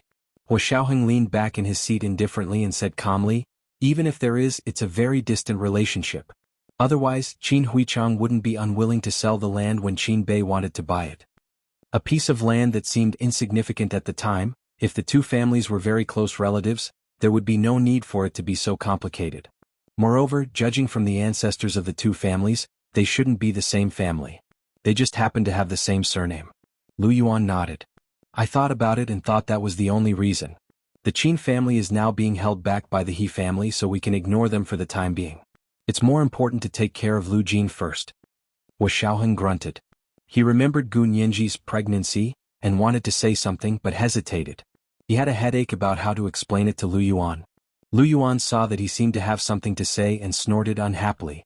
Is there anything you can't say to me? Hua Xiaoheng smiled bitterly and lowered his head. He thought that he would talk after he got off the plane. He didn't even dare to text about it now. Gu Nianji slept on the plane and woke up to find that she had already arrived at New York's JFK International Airport. Rubbing her eyes, she went to the bathroom to freshen up. Putting on her sunglasses, she followed Hua Xiaoheng off the plane. Lu Yuan was already waiting in the car below. She bent over to get in the car and asked, Are we going straight to my dad's place? Lu Yuan nodded and said amiably, We're almost there. Are you hungry? What do you want to eat? Uncle will cook for you. Gu Nianji, was he giving up on his identity as Boss Lu? He directly addressed himself as uncle. Gu Nianji smiled and shrank her neck guiltily. Thank you, President Lu. I'm not hungry now. In order not to be scanned by Lu Yuan's probing gaze, Gu Nianji closed her eyes and pretended to sleep. But in Lu Yuan's eyes, this was already one of the symptoms of a pregnant woman's lethargy. He took a blanket from the car and carefully covered Gu Nianji with it. Gu Nianji shivered and grabbed Hua Xiaoheng's hand from under the blanket for help. Hua Xiaoheng smiled and sat next to her. He said to Lu Yuan, who was sitting opposite him, President Lu, don't trouble yourself. I'll take care of her. Lu Yuan snorted. Take care of yourself. With that, he took out a large newspaper and unfolded it in front of him. Hua Xiaoheng breathed a sigh of relief and held Gu Nianji's hand under the blanket. He looked at her with a half-smile. Gu Nianji quietly opened one eye and happened to meet Hua Xiaoheng's gaze. Hua Xiaoheng mouthed. You're naughty. Gu Nianji. The luxurious extended limousine drove through the narrow streets and alleys of New York. The driver was a local. He drove steadily and quickly through the traffic. It didn't take long for them to arrive at the Central Park apartment where Lu Jin lived. Gu Nianji got out of the car and covered her eyes with her hand to block the sun. She looked up at the tall apartment building. Lu Jin lived in the penthouse of this building.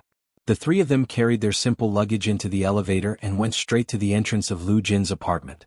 The elevator door opened and Lu Jin rushed over anxiously. He held Gu Nianji's hand and looked her up and down. Nianji, are you okay? Is the baby okay? Gu Nianji, she was already a baby? Who wasn't a baby? She was also a baby. Gu Nianji was getting a little agitated. She pushed Lu Jin's hand away and said coldly, Dad, don't change the subject.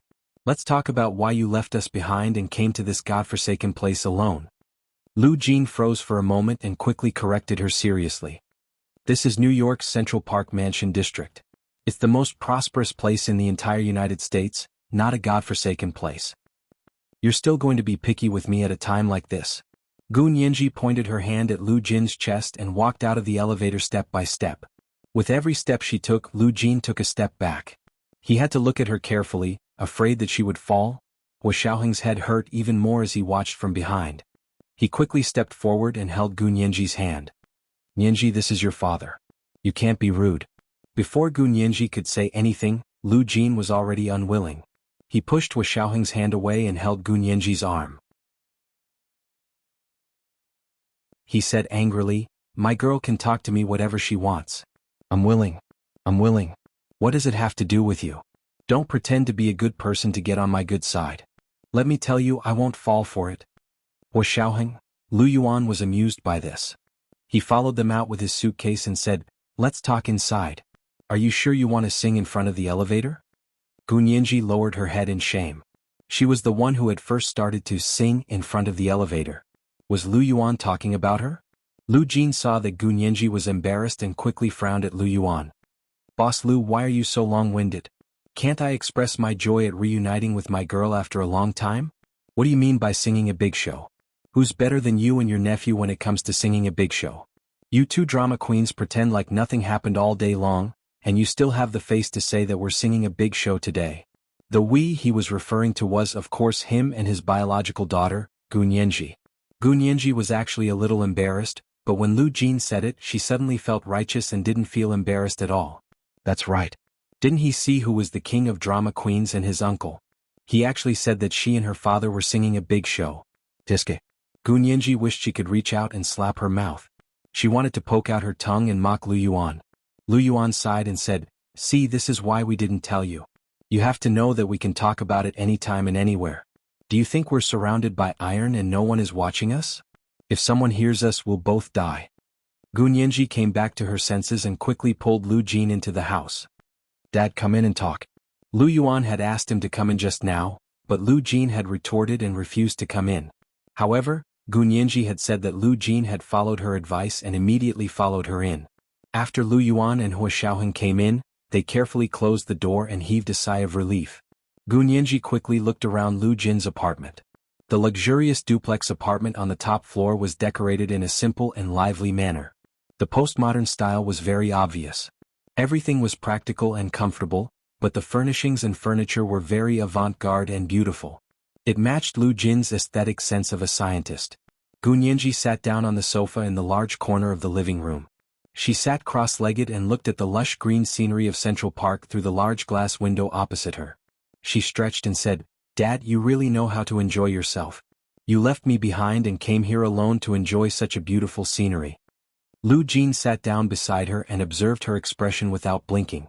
Suddenly he reached out and grabbed her pulse. Gu Nianji, it was over. Had she been exposed so quickly?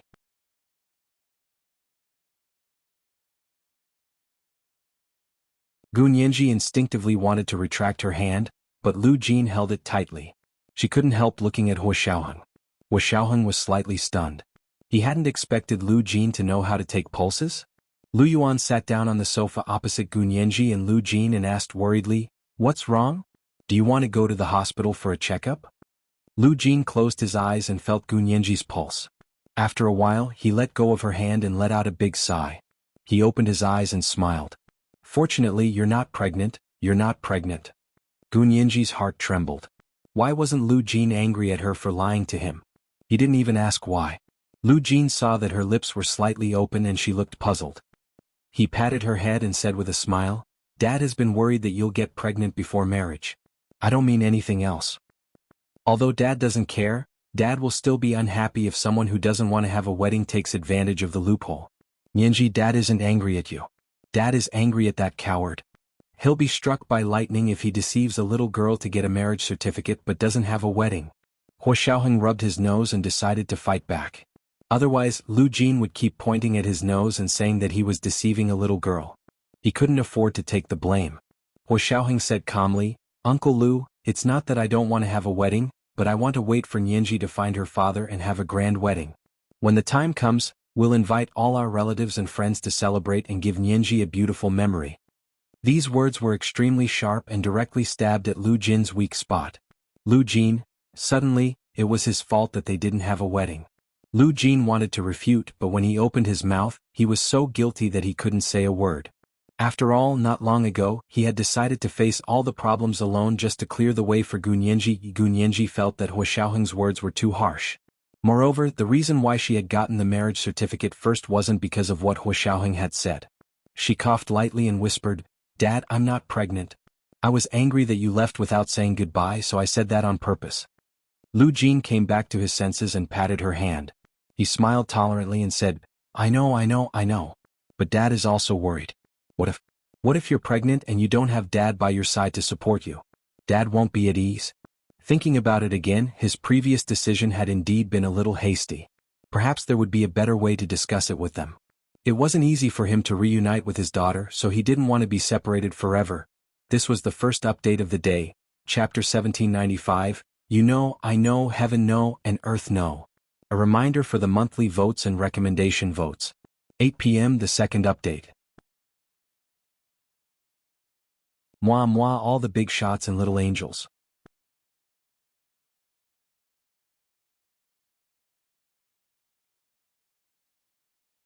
Chapter 1807. When Lu Yuan saw that Lu Jin had finally turned the corner, he let out a long sigh and said, All right, it'll be fine once everyone gets to the point. Oh right, big shareholder Lu, remember to keep his affairs a secret. Otherwise, if that person finds out, I'm afraid he won't let this matter rest. Lu Yuan pointed at Hua Xiaoheng and emphasized. Lu Jin nodded heavily. Am I such a reckless person? The other three looked at him and didn't reply. Obviously, in their eyes, it wasn't that he didn't know what was important, but that he didn't know what was important and what was light. Perhaps his concept of weight was different from that of ordinary people. Lu Jin also knew his problem. He shrunk his neck and said embarrassedly, All right, I understand. Even if I don't give you face, Boss Lu, I still have to give my daughter and my future grandson face. I won't let anything happen to your nephew. That's your son-in-law?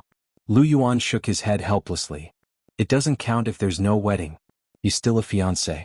This identity is quite suitable. Lu Jin was very firm on this point. Hua Xiaoheng glanced at Lu Yuan and said, Uncle Lu is right. Actually, the number of people over there who know that we're married can be counted on 5 fingers. Most people think that we've just gotten engaged, including my mother.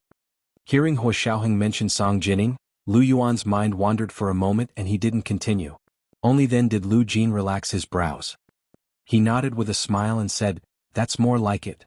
A girl is just a little more reserved. You're a man, so be more tolerant. Thank you for your understanding, Uncle Lu. He looked at Gu Nianji and saw that her head was lowered.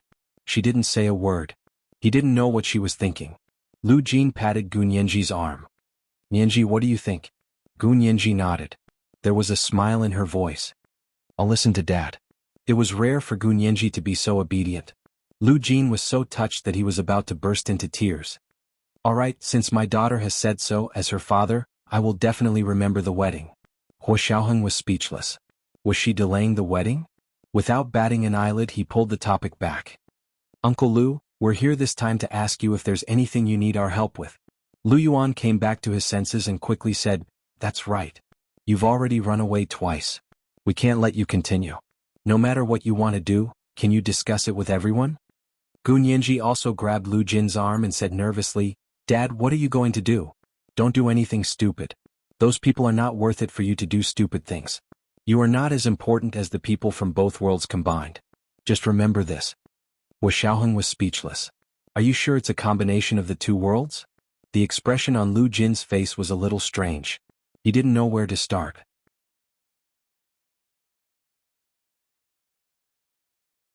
Because this matter involved too many people, he only wanted to perish together with the other party. Say it. If there's a problem, we can discuss it. Maybe it'll be better than you coming up with a solution alone. Lu Yuan encouraged, although we will never be able to compare to you in particle physics and genetic science, Peter and I are both experts in figuring out people's minds, formulating action plans, and retreating unscathed.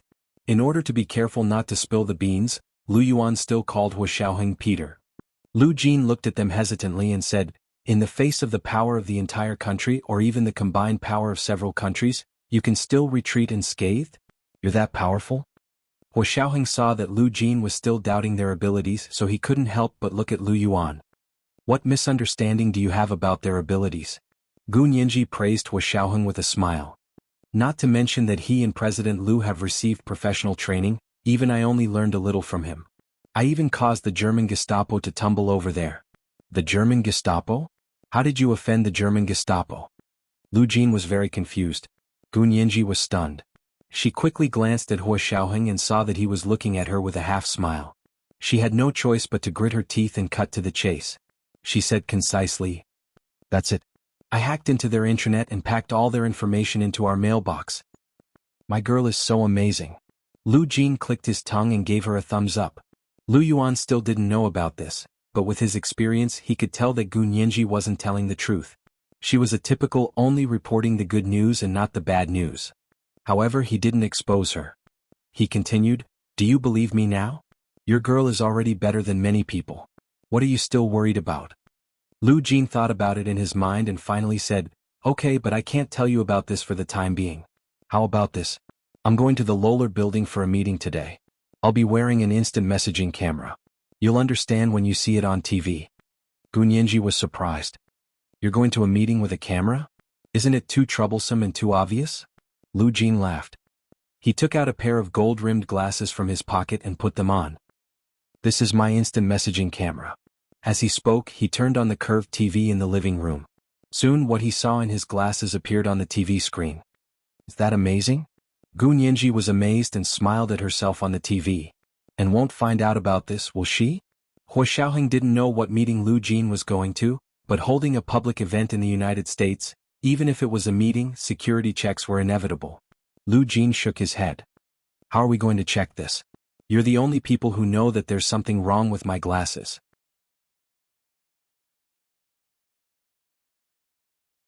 If you don't betray me, no one will know." Gu Nianji was speechless. "How could we betray you? You're thinking too much." The three of them were the last people in the world to betray Lu Jin. Even if they wanted to, they wouldn't know who to sell it to. Lu Jin smiled and nodded. "I know, so I told you." He took off his gold-rimmed glasses. "I still need to change." "Excuse me." Lu Jin walked to his bedroom to change. Lu Yuan looked thoughtfully at the closed bedroom door and said, "I know where he's going." Gu Nianji and Hua Xiaoheng looked at him together. "Your father has another identity," Lu Yuan said awkwardly. "Lu Jin, the major shareholder of the Lu Corporation, is just one of his identities." "Another identity?" Gu Nianji was so surprised that she couldn't close her mouth. "What exactly is my dad going to do?" "I'm not sure either." Lu Yuan pondered for a moment. "After you were sent away, your father recovered and started working on this matter. At that time, he told me that the reason he did this was because he couldn't let go of his scientific research work.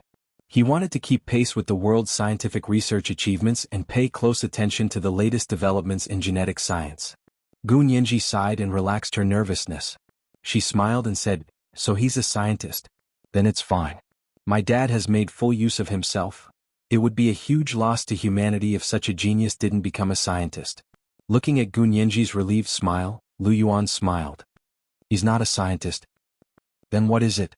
What could be more concerned about the latest developments in genetic science than scientists themselves?" Gu Nianji asked in confusion. "Of course." Lu Yuan sighed. "Capital. Only capital and consortiums are more concerned about the latest developments in genetic science than scientists themselves. This is because in a capitalistic society, only capital and consortiums are the supporters and financial providers of all scientific development. This is today's second update, Chapter 1796, The Most Important Person in My Heart. Reminder: monthly votes and recommendation votes. P.S. The chapter in the morning has been slightly revised. You can read it later. Moi everyone little angels.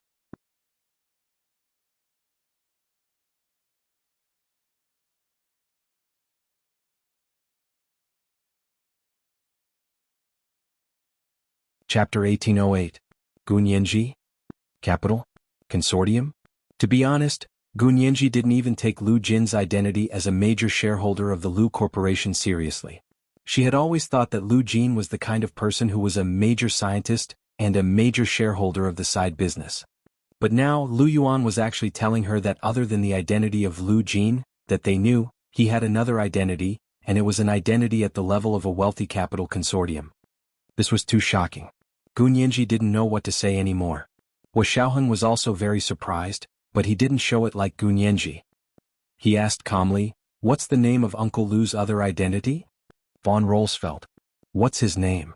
Gu Nianji thought she had heard wrong and her eyes widened. "Did you just say a foreigner's name?" "Yes, von Rolsfeld." Lu Yuan laughed. When he heard the sound of Lu Jin's bedroom door opening and closing, Lu Yuan raised his hand. Look, Mr. von Rolsfeld is coming out.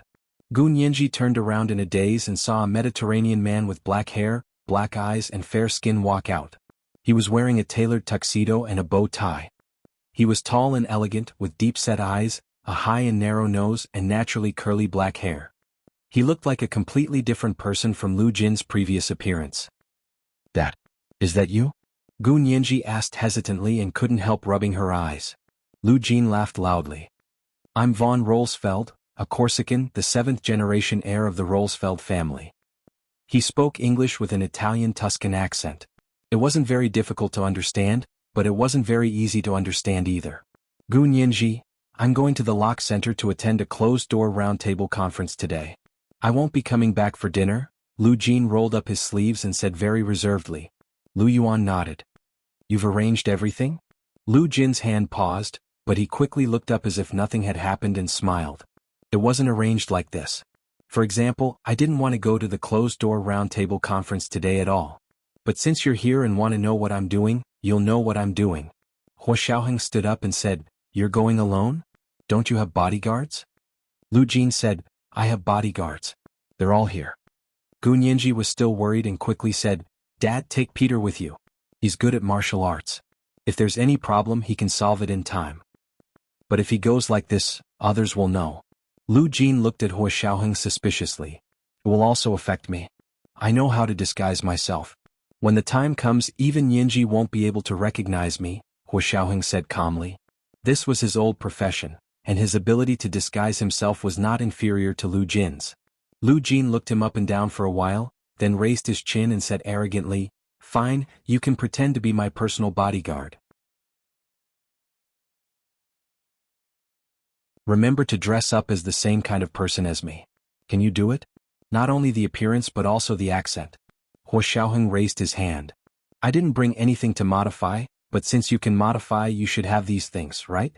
Lu Jin turned around and pointed to his bedroom. Go into the south wall and push away the sofa. There's a secret door behind it. Unlock the password and go in. There's all kinds of modifications inside. Hua Xiaoheng walked in. Lu Jin returned to Gu Nianji's side and sat down. He immediately smiled and said, Nianji, do you think I look good in this? Gu Nianji patted him on the shoulder and praised, I didn't expect you to have this skill, Dad. Who did you learn it from? Lu Jin glanced at Lu Yuan and said, I learned it after seeing him modify it once. Self-taught. Gu Nianji, Lu Yuan smiled. That's true. I didn't teach him a single word, but he did learn it after seeing it once. The key was that Lu Jin's skills were heaven-defying. He could make fake wigs and color-changing recessive glasses. The disguise on his face, such as the elongated nose and protruding brow bones, were all made of new materials. Lu Jin pointed at his face and said, These things are also a type of biological cosmetic surgery, but I made them into temporary decorations. They weren't planted under the skin of my face like Qin Yaoguang's. Gu Nianji raised her hand to touch it. Sure enough, it felt no different from real skin and bones. Lu Jin pointed at his eyes again. These recessive glasses can even simulate the structure of the iris, so even if there's an iris recognition detector, it won't be able to detect whether I'm real or fake. Gu Nianji was very interested in these recessive glasses. She smiled and said, Is it comfortable to wear? Do you need to take it off often and replace it? It's the same as not wearing it. It's easy to take it off. I have a big box that can be replaced at any time, Lu Jin said proudly. What color recessive glasses do you like? I'll make them for you when I'm free. Gu Nianji smiled and said, Then you have to remember. When I'm free, I want all kinds of recessive glasses. All kinds of colors? Do you think your eyes are rainbows? Lu Jin rubbed her head. His eyes were full of affection as if he couldn't get enough of it. Lu Yuan felt that the father and daughter were a little unsightly. He casually took a newspaper and opened it to block his line of sight. Gu Nianji chattered to Lu Jin about the topic of facial modification until Hua Xiaoheng came out of Lu Jin's bedroom. Standing in front of them was the image of a white Mediterranean man, but he was taller and more muscular than Lu Jin. He had broad shoulders, long legs and a strong waist. His pitch-black eyes were especially charming. They were like velvet, emitting a satin luster. When he looked up, his eyes seemed to glow and firmly attracted people's attention. He was wearing a black suit with his arms open, revealing the vest inside and the 2 revolvers in the vest's gun pocket. Under the straight trousers was a pair of shiny leather shoes, which made a clicking sound as he walked at a moderate pace. It was obvious that he was wearing a Bluetooth headset. He took out his sunglasses from his pocket and put them on. He looked like a Mediterranean mafia boss. Lu Jin stared at him dumbfounded and said, "I didn't even tell you the password. How did you get into my secret room?" He obviously didn't tell Hua Xiaoheng the password on purpose so that he could intimidate him. Gu Nianji. She coughed and said, "Dad, Peter is very good at solving passwords. It's one of his specialties." It wasn't just any kind of specialties. Gu Nianji didn't say anything else. Lu Jin exclaimed, obviously in a much better mood. "You even know how to solve passwords. I like it. People who know how to solve passwords are all people with high IQs. You can barely carry my daughter's shoes." Gu Nianji? Lu Yuan couldn't take it anymore. He raised his head from the newspaper and said aloofly, "What's the use of just having IQ? If you have the ability to cause trouble, then you have the ability to escape unscathed." Lu Jin, okay, he seemed to have offended Boss Lu badly. Lu Jin scratched his head. He didn't know how to apologize to Lu Yuan. He wouldn't be angry. So, like many times before, he pretended to be confused and muddled his way through. Hua Xiaoheng helped him out and said in English with a Tuscan accent, "Mr. Ralston, I'd be happy to help you." Okay. Lu Jin clapped vigorously and praised Hua Xiaoheng with all his might. Only then did Lu Yuan's expression soften and he stopped being angry. Lu Jin introduced the schedule of the meeting to Hua Xiaoheng and said, "The people who are going today are all famous people on the blue planet. If you see any familiar faces, remember not to lose your composure." Hua Xiaoheng? In Lu Jin's heart, how stupid and lowly was he. However, he knew that it was useless to reason with Lu Jin. The logic and brain circuits of geniuses were different from those of ordinary people, so don't try to reason with geniuses. They would use their superior intelligence to defeat you and make you feel so stupid that you had nothing to live for. The corners of Gu Nianji's lips twitched as she watched Lu Jin and Hua Xiaoheng's backs disappear through the door. As the door closed with a click, Gu Nianji turned around and looked at Lu Yuan. "Xiao Lu, are you sure that my father, a patient with severe interpersonal disorder, can be on an equal footing with those big capitalists and tycoons and communicate effectively, instead of offending all the tycoons around the world?" Lu Yuan chuckled softly. His magnetic voice, which was exactly the same as Hua Xiaoheng's, made Gu Nianji exclaim in admiration. Lu Yuan walked to the sofa beside her and sat down. In front of capital, there's no such thing as interpersonal relationships. Capitalists only look at money. As for whether you know how to speak or whether you will offend people, it's not in their consideration at all. For the sake of profit, capital will even produce the rope to hang itself. Who cares about a supercilious look or a nasty word? Von Rolsfeld's wealth is enough for those capitalists to treat his inability to speak as a high and mighty disdain. Gu Nianji, she said faintly, simply put, in their world, whoever has the most money is in the right. You can say that. Lu Yuan thought for a moment and smiled. As for interpersonal relationships and conversational skills, these are all areas that we ordinary people need to consider. For a group of people who are especially rich, they have already jumped out of this category of interpersonal relationships. They don't have to consider anyone's opinion when they speak, unless that person can affect their profits. They are the most thorough followers and worshippers of status. They only submit to the strong, that is, to people who are richer than them. Gu Nianji understood. In that case, my dad is doing well in that circle. Like a fish in water. Lu Yuan turned on the TV. You'll know his position in that circle later. Gu Nianji looked at the local TV news that appeared on the TV. It happened to be broadcasting the Lohler Center. It was a huge building complex that occupied several blocks on Manhattan's Fifth Avenue. It was a textbook embodiment of the modernist architectural style of the last century. Almost 100 years had passed, and these buildings showed a kind of beauty that had been accumulated over the years. They were like works of art. Gu Nianji saw the spacious and clean streets on the TV. In the past, there was always a lot of traffic here, but now there was a one-way street separated by rows of traffic obstacles. All kinds of luxury cars drove over. The host of the local TV station was a blonde beauty. She immediately became excited and said to the audience in front of the TV, "They're here. They are the most powerful people on our planet. Their combined wealth accounts for 95% of the world's wealth. Today, they are holding a closed-door roundtable conference at the Lohler Center to discuss the development and future of mankind." Only they are qualified to discuss this kind of topic. Not far away, Gunyenji's sharp eyes saw someone waving a flag, waving their fists and shouting slogans. Down with the capitalists who eat human flesh and blood. They are covered in blood and filth from head to toe. They are not worthy of dictating our fate. These slogans greatly aroused the passers-by's common hatred for the enemy. The passers-by who were originally just passing by, or had to take a detour because the main passage was under martial law, also joined in the shouting slogans. The increasingly agitated demonstration finally got out of hand. Someone threw a burning Molotov cocktail into the conference center. Boom! The Molotov cocktail exploded in front of a car. The car was unscathed, but the young man who threw the Molotov cocktail was locked on by a sniper on a nearby building. A gunshot rang out and a bullet went straight through the man's arm, causing him to fall to the ground and howl like a pig being slaughtered. Soon, police cars with flashing lights roared over, and even armored vehicles arrived. Heavily armed police officers got out of the vehicles, waving their shields and batons as they charged into the crowd. The burning gasoline bottles at the entrance of the venue were quickly cleaned up. The car continued to drive to the underground parking lot of the venue. The luxury cars were completely unaffected by the commotion around them as they drove towards the entrance one after another. This is today's first chapter. Chapter 1797, His Circle. A reminder for everyone about your monthly votes and recommendation votes. 8 o'clock in the evening. Moi, everyone little angels, that you're tuning in to the Han Lee's Wuxia Chronicles YouTube channel. We're so grateful for your support and don't forget to subscribe to join us on this incredible journey through captivating stories.